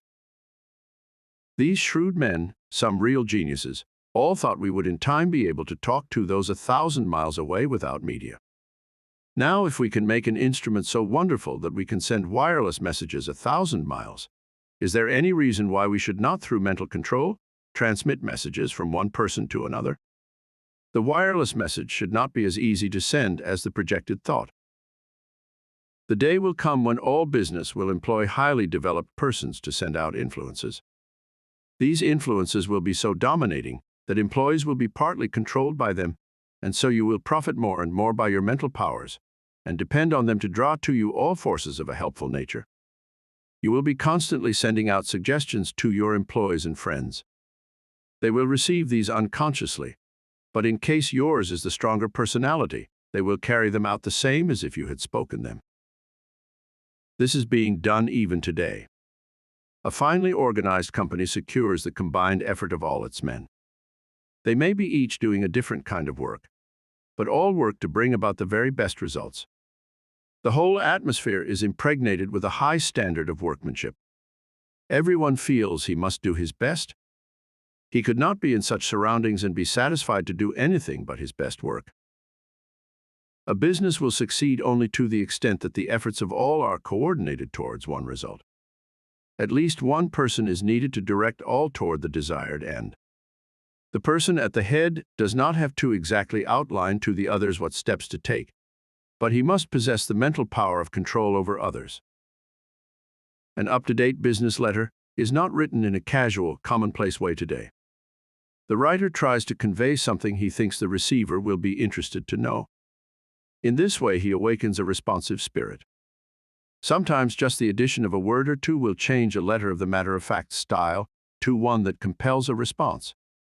It is not always what is actually in a letter, but the spirit which it breathes that brings results. That intangible something that defies analysis is the projected thought of the master that brings back the harvest that it claims. But we should not always claim success for ourselves only. If you are anxious that some friend or relative should succeed, think of this person as becoming successful. Picture him in the position you would like to see him in. If he has a weakness, desire and command that it be strengthened. Think of his shortcomings which belong to his negative nature as being replaced by positive qualities. Take a certain part of the day to send him thoughts of an upbuilding nature. You can in this way arouse his mental powers into activity, and once aroused, they will assert themselves and claim their own. We can accomplish a great deal more than many of us are ready to believe by sending to another our direct, positive, and controlling suggestions of leadership, but whether a man is a success or not is greatly determined by the way he acts on the suggestions he receives. We either advance or decline. We never stand still. Every time we accomplish something, it gives us ability to do greater things. The bigger the attempt undertaken, the greater the things accomplished in the future. As a business grows, the head of the business also has to grow.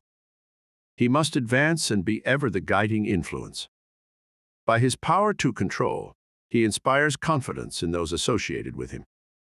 Often employees are superior to their employers in some qualities, and if they had studied, instead of neglected their development, they could have been employers of more commanding influence than those whom they serve. Through your mental power you can generate in another enthusiasm and the spirit of success which somehow furnishes an impetus to do something worthwhile.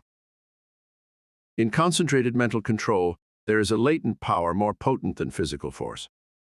The person becomes aware that the attitude of the mind has a power of controlling, directing, and governing other forces. He has been placed in an attitude capable of acquiring that which he desires. All of us, no matter how strong we are affected by the mental forces of our environment. There is no one that can remain neutral to influences. The mind cannot be freed from the forces of a place. If the environment of your place of business is not helpful, it will be harmful.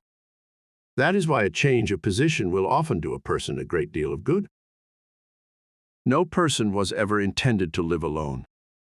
If you are shut up with only your own thoughts, you suffer from mental starvation. The mind becomes narrow.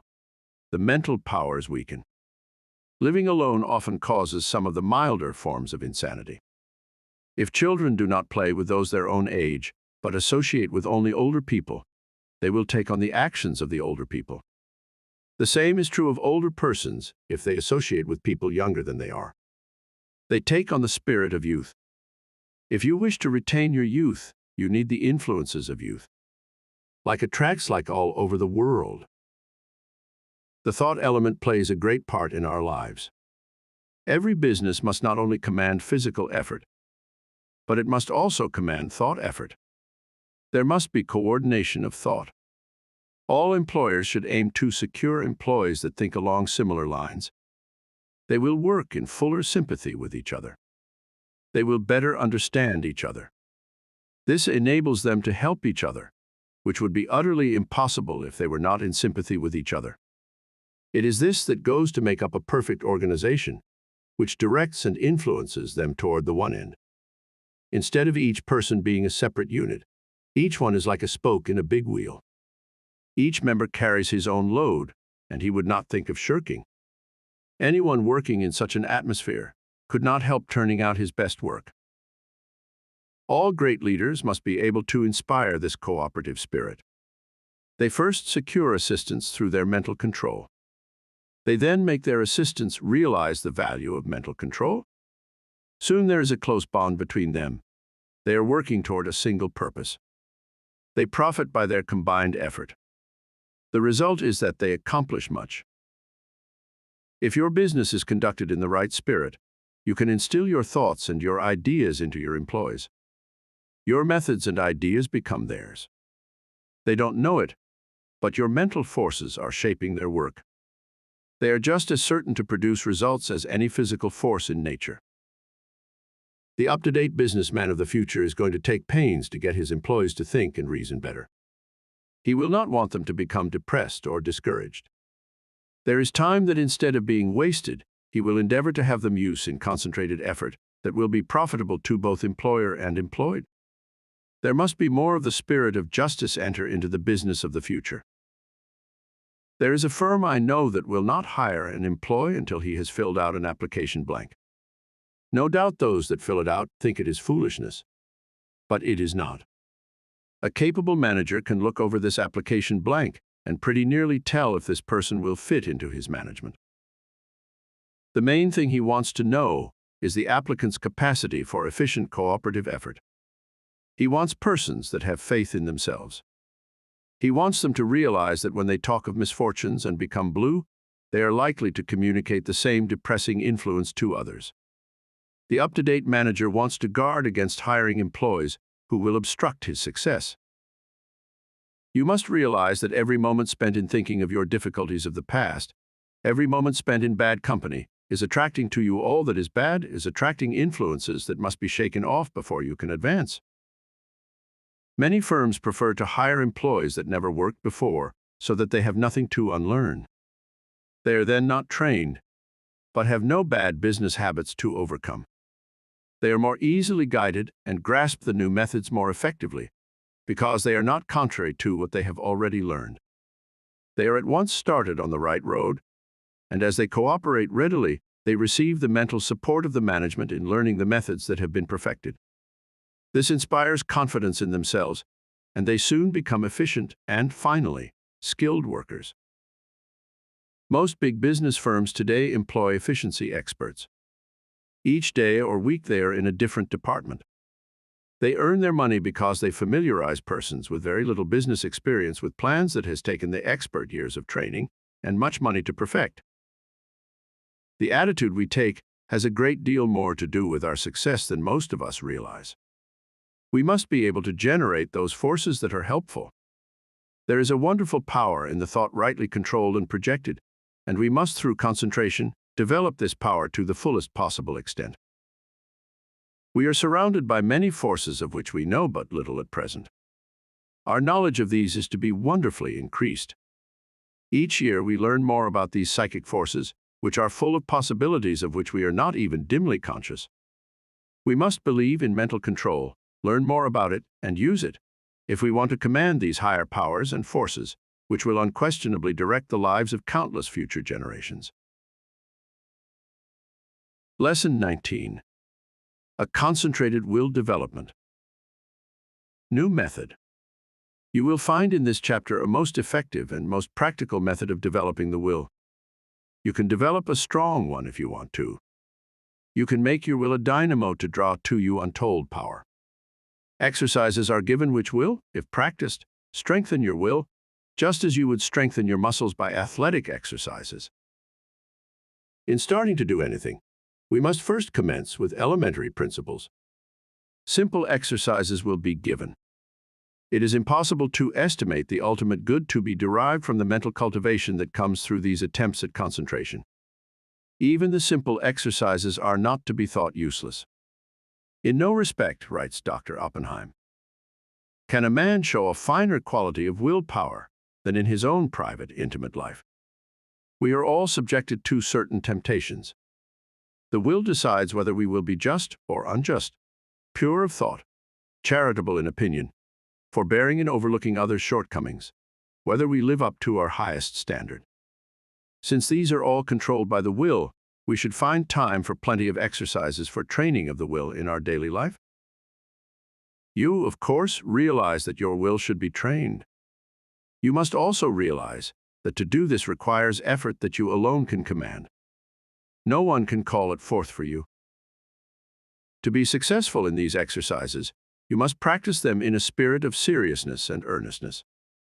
I can show you how to train your will, but your success depends upon your mastery and application of these methods. New methods of will training. Select a quiet room where you will not be interrupted.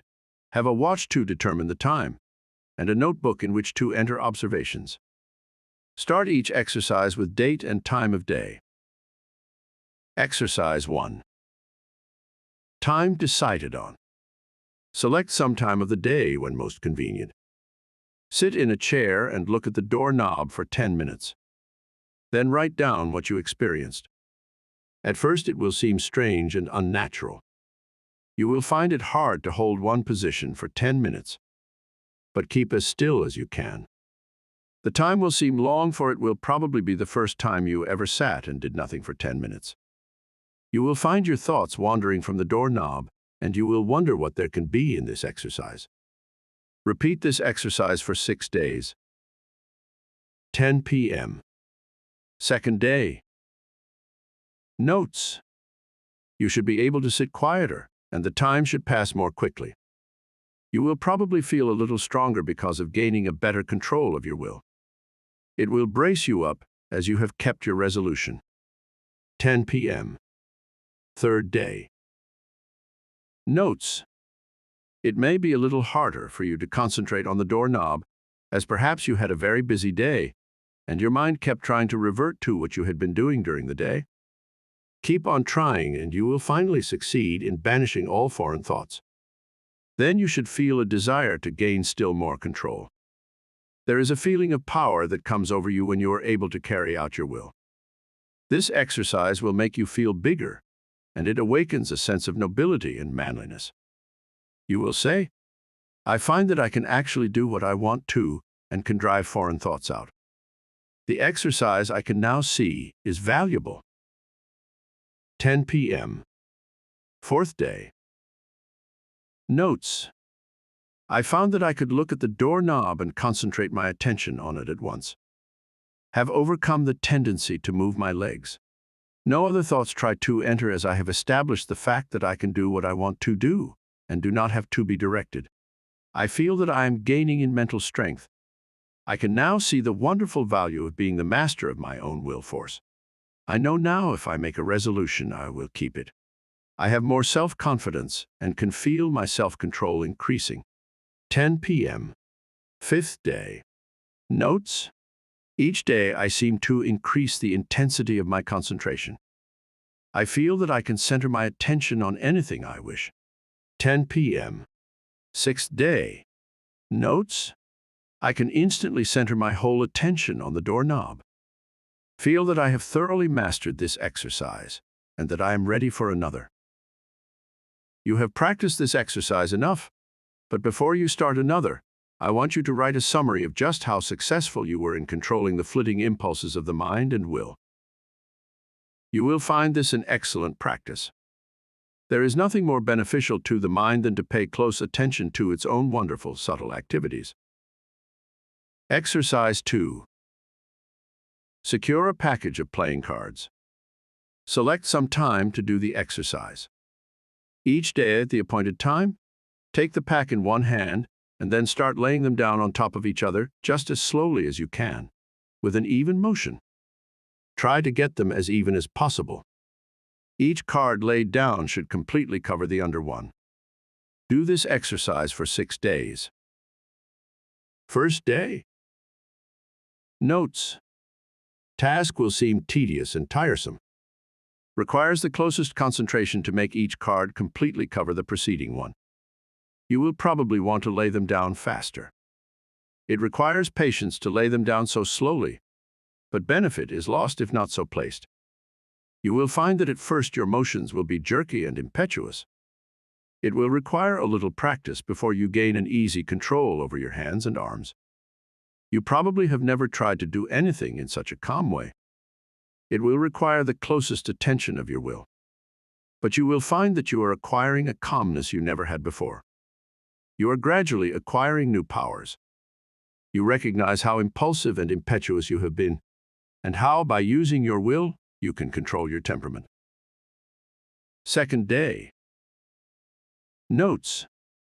You start laying the cards down slowly. You will find that by practice, you can lay them down much faster.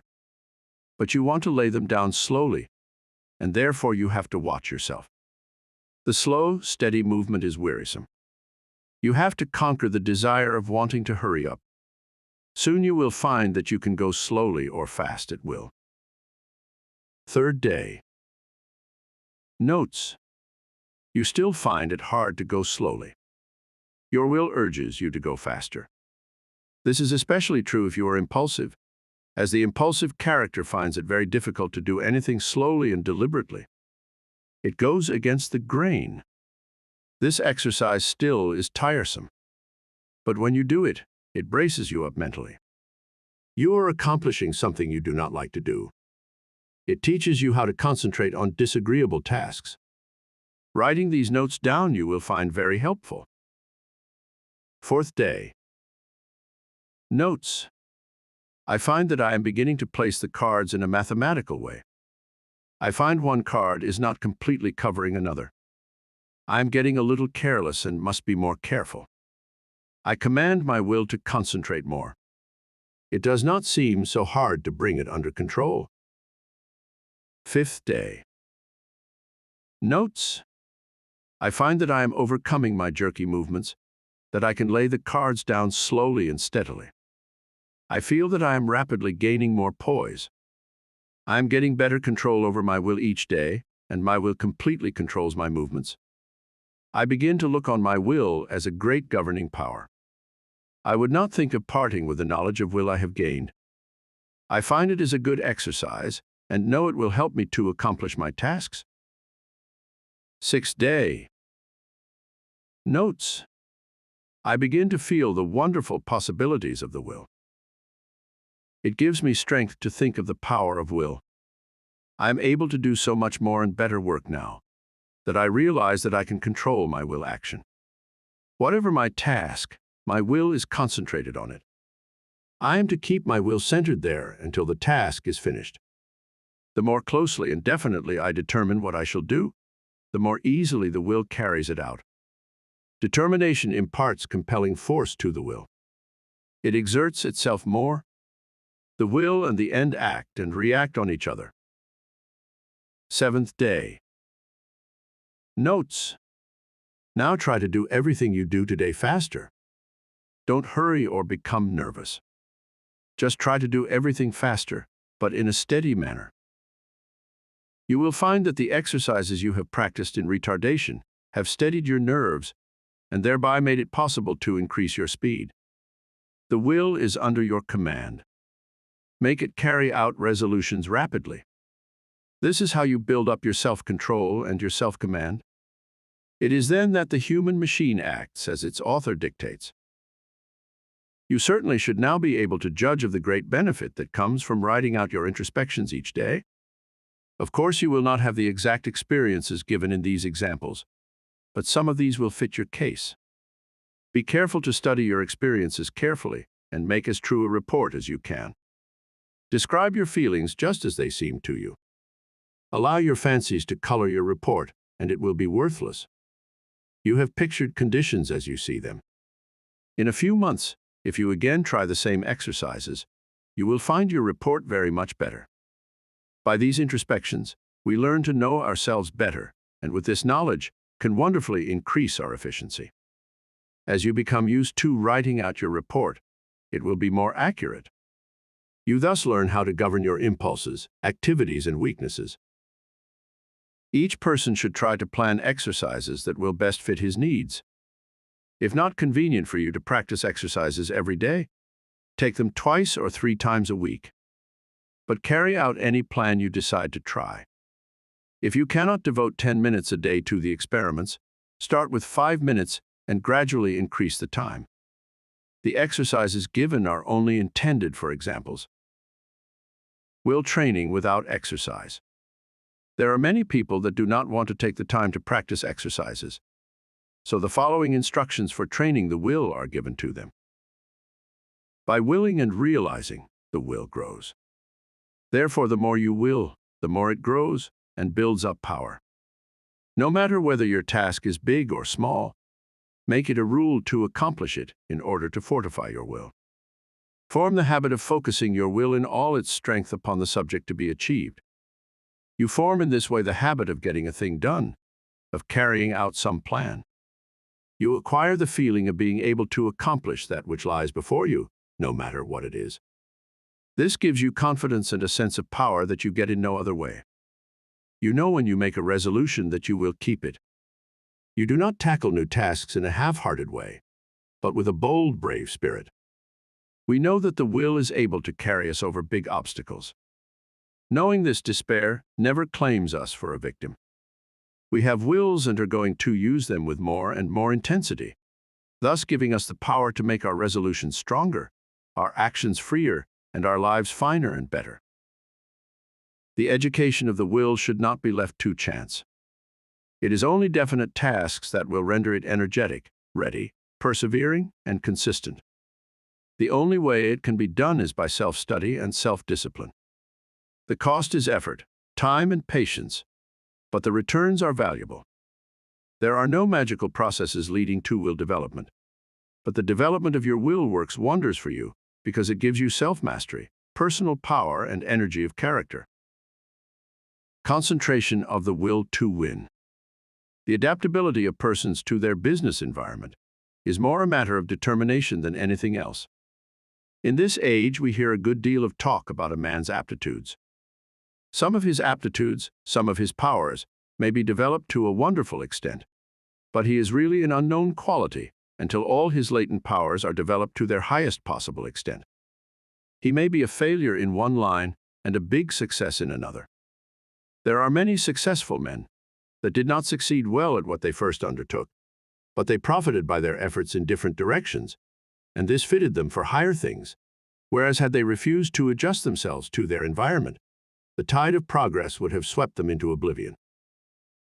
My one aim in all my works is to try and arouse in the individual the effort and determination to develop his full capacities, his highest possibilities.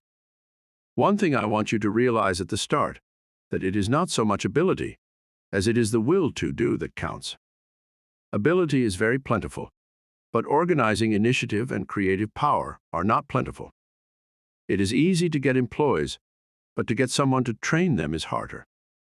Their abilities must be directed to the work they can do. They must be shown how, while at this work, to conserve their energy, and they must be taught to work in harmony with others, for most business concerns are dominated by a single personality. Concentrating on driving force within. We are all conscious at times that we have somewhere within us an active driving force that is ever trying to push us onward to better deeds. It is that force that makes us feel determined at times to do something worthwhile. It is not thought, emotion, or feeling. This driving force is something distinct from thought or emotion. It is a quality of the soul, and therefore it has a consciousness all its own. It is the I will do of the will. It is the force that makes the will concentrate. Many have felt this force working within them, driving them on to accomplish their tasks. All great men and women become conscious that this supreme and powerful force is their ally in carrying out great resolutions. This driving force is within all, but until you reach a certain stage, you do not become aware of it. It is most useful to the worthy. It springs up naturally without any thought of training. It comes unprovoked and leaves unnoticed. Just what this force is we do not know, but we do know that it is what intensifies the will in demanding just and harmonious action. The ordinary human being, merely as merchandise, if he could be sold as a slave, would be worth $10,000. If somebody gave you a $5,000 automobile, you would take very good care of it. You wouldn't put sand in the carburetor, or mix water with the gasoline, or drive it furiously over rough roads, or leave it out to freeze at night. Are you quite sure that you take care of your own body, your own health, your only real property, as well as you would take care of a $5,000 automobile if it were given to you? The man who mixes whiskey with his blood is more foolish than a man would be if he mixed water with gasoline in his car. You can get another car, you cannot get another body. The man who misses sleep, lives irregularly, bolts his food so that his blood supply is imperfect. That is a foolish man treating himself as he would not treat any other valuable piece of property. Do you try to talk with men and women who know more than you do? And do you listen, rather than try to tell them what you know? There are 100,000 men of 50 and men of 60 running along in the old rut, any one of whom could get out of it and be counted among the successful men, if only the spark could be found to explode the energy within them, now going to waste. Each man must study and solve his own problem. Lesson 20. Concentration reviewed. In bringing this book to a close, I again want to impress you with the inestimable value of concentration, because those that lack this great power, or, rather, that fail to develop it, will generally suffer from poverty and unhappiness, and their life's work will most often be a failure, while those that develop and use it will make the most of life's opportunities. I have tried to make these lessons practical, and I am sure that many will find them so. Of course, the mere reading of them will not do you a great deal of good, but if the exercises are practiced and worked out and applied to your own individual case, you should be able to acquire the habit of concentration in such measure as to greatly improve your work and increase your happiness. But remember, the best instruction can only help you to the extent to which you put it into practice. I have found it an excellent idea to read a book through first, and then reread it, and when you come to an idea that appeals to you, stop and think about it. Then, if applicable to you, repeat it over and over, that you will be impressed by it. In this way you can form the habit of picking out all the good things you read, and these will have a wonderful influence on your character. In this closing chapter, I want to impress you to concentrate on what you do, instead of performing most of your work unconsciously or automatically until you have formed habits that give you the mastery of your work and your life powers and forces. Very often the hardest part of work is thinking about it. When you get right into it, it does not seem so disagreeable. This is the experience of many when they first commence to learn how to concentrate. So never think it a difficult task, but undertake it with the I will spirit, and you will find that its acquirement will be as easy as its application will be useful. Read the life of any great man, and you will generally find that the dominant quality that made him successful was the ability to concentrate. Study those that have been failures, and you will often find that lack of concentration was the cause. One thing at a time, and that done will, is a good rule, as I can tell. All men are not born with equal powers, but it is the way they are used that counts. Opportunity knocks at every man's door. Those that are successful hear the knock and grasp the chance. The failures believe that luck and circumstances are against them. They always blame someone else instead of themselves for their lack of success. We get what is coming to us, nothing more or less. Anything within the universe is within your grasp. Just use your latent powers and it is yours. You are aided by both visible and invisible forces when you concentrate on either to do or to be. Everyone is capable of some concentration, for without it, you would be unable to say or do anything. People differ in the power to concentrate because some are unable to will to hold the thought in mind for the required time. The amount of determination used determines who has the strongest will. No one's is stronger than yours. Think of this whenever you go against a strong opponent. Never say, I can't concentrate today. You can do it just the minute you say, I will. You can keep your thoughts from straying just the same as you can control your arms. When once you realize this fact, you can train the will to concentrate on anything you wish. If it wanders, it is your fault. You are not utilizing your will. But don't blame it on your will and say it is weak. The will is just the same, whether you act as if it were weak or as if it were strong. When you act as if your will is strong, you say, I can. When you act as if it were weak, you say, I can't. It requires the same amount of effort in each case.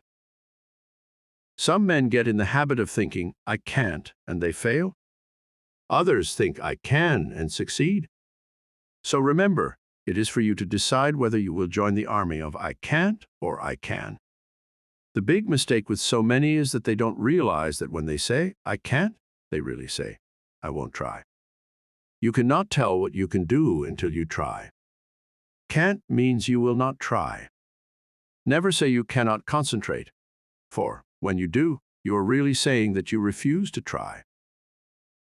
Whenever you feel like saying, I can't, say instead, I possess all will and I can use as much as I wish. You only use as much as you have trained yourself to use. An experiment to try. Before going to bed tonight, repeat, I'm going to choose my own thoughts and to hold them as long as I choose. I am going to shut out all thoughts that weaken or interfere, that make me timid. My will is as strong as anyone's else. While going to work the next morning, repeat this over. Keep this up for a month and you will find you will have a better opinion of yourself. These are the factors that make you a success. Hold fast to them always. Concentration is nothing but willing to do a certain thing. All foreign thoughts can be kept out by willing that they stay out. You cannot realize your possibilities until you commence to direct your mind. You then do consciously what you have before done unconsciously. In this way you note mistakes, overcome bad habits, and perfect your conduct. You have at times been in a position that required courage, and you were surprised at the amount you showed. Now, when once you arouse yourself, you have this courage all the time, and it is not necessary to have a special occasion reveal it to you. My object in so strongly impressing this on your mind is to make you aware that the same courage, the same determination that you show at certain exceptional times you have at your command at all times. It is a part of your vast resources. Use it often and well in working out the highest destiny of which you are capable. Final concentration instruction. You now realize that, in order to make your life worthy, useful, and happy, you must concentrate.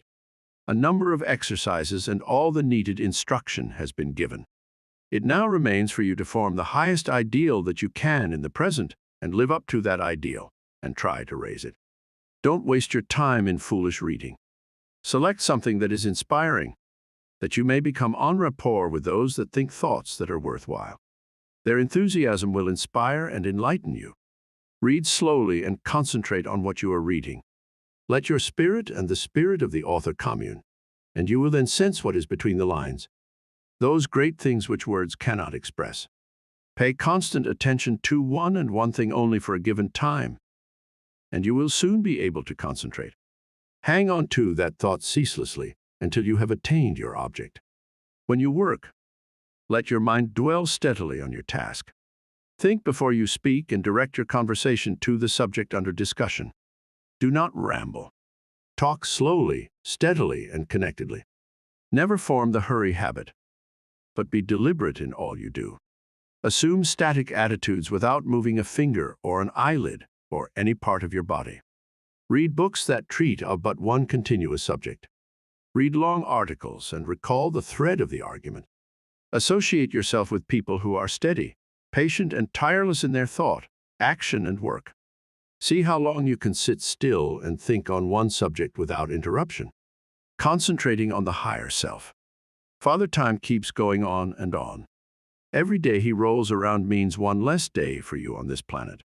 Most of us only try to master the external conditions of this world. We think our success and happiness depends on us doing so. These are of course important, and I don't want you to think they are not. But I want you to realize that when death comes, Only those inherent and acquired qualities and conditions within the mentality, your character, conduct, and soul growth, will go with you. If these are what they should be, you need not be afraid of not being successful and happy, for with these qualities you can mold external materials and conditions. Study yourself. Find your strong points and make them stronger as well as your weak ones and strengthen them. Study yourself carefully, and you will see yourself as you really are. The secret of accomplishment is concentration, or the art of turning all your power upon just one point at a time. If you have studied yourself carefully, you should have a good line on yourself and should be able to make the proper interior readjustments. Remember, first, last, and always, right thinking and right living necessarily results in happiness, and it is therefore within your power to obtain happiness. Anyone that is not happy does not claim their birthright. Keep in mind that someday you are going to leave this world, and think of what you will take with you.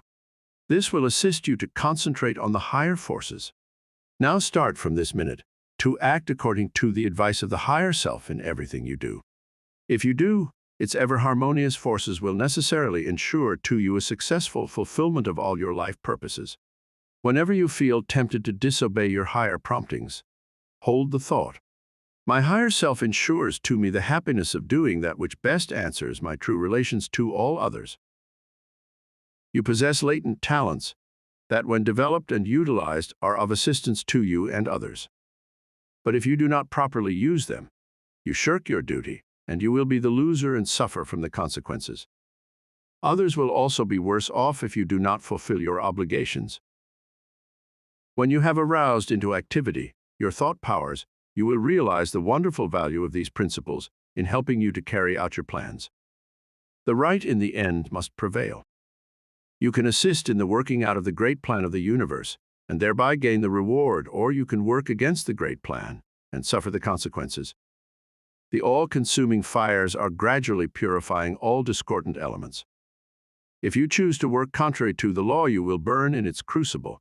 So I want you to learn to concentrate intelligently on becoming in harmony with your higher self. Hold the thought, "I will live for my best. I seek wisdom, self-knowledge, happiness, and power to help others. I act from the higher self, therefore only the best can come to me." The more we become conscious of the presence of the higher self, the more we should try to become a true representative of the human soul in all its wholeness and holiness, instead of wasting our time dwelling on some trifling external quality or defect. We should try to secure a true conception of what we really are so as not to overvalue the external furnishings. You will then not surrender your dignity or self-respect when others ignorantly make a display of material things to show off. Only the person that realizes that he is a permanent being knows what the true self is. This recording of The Power of Concentration by Theron Q Dumont was presented by David De Angelis. Sound recording copyright 2022 and produced by Deep Zen Limited 2022.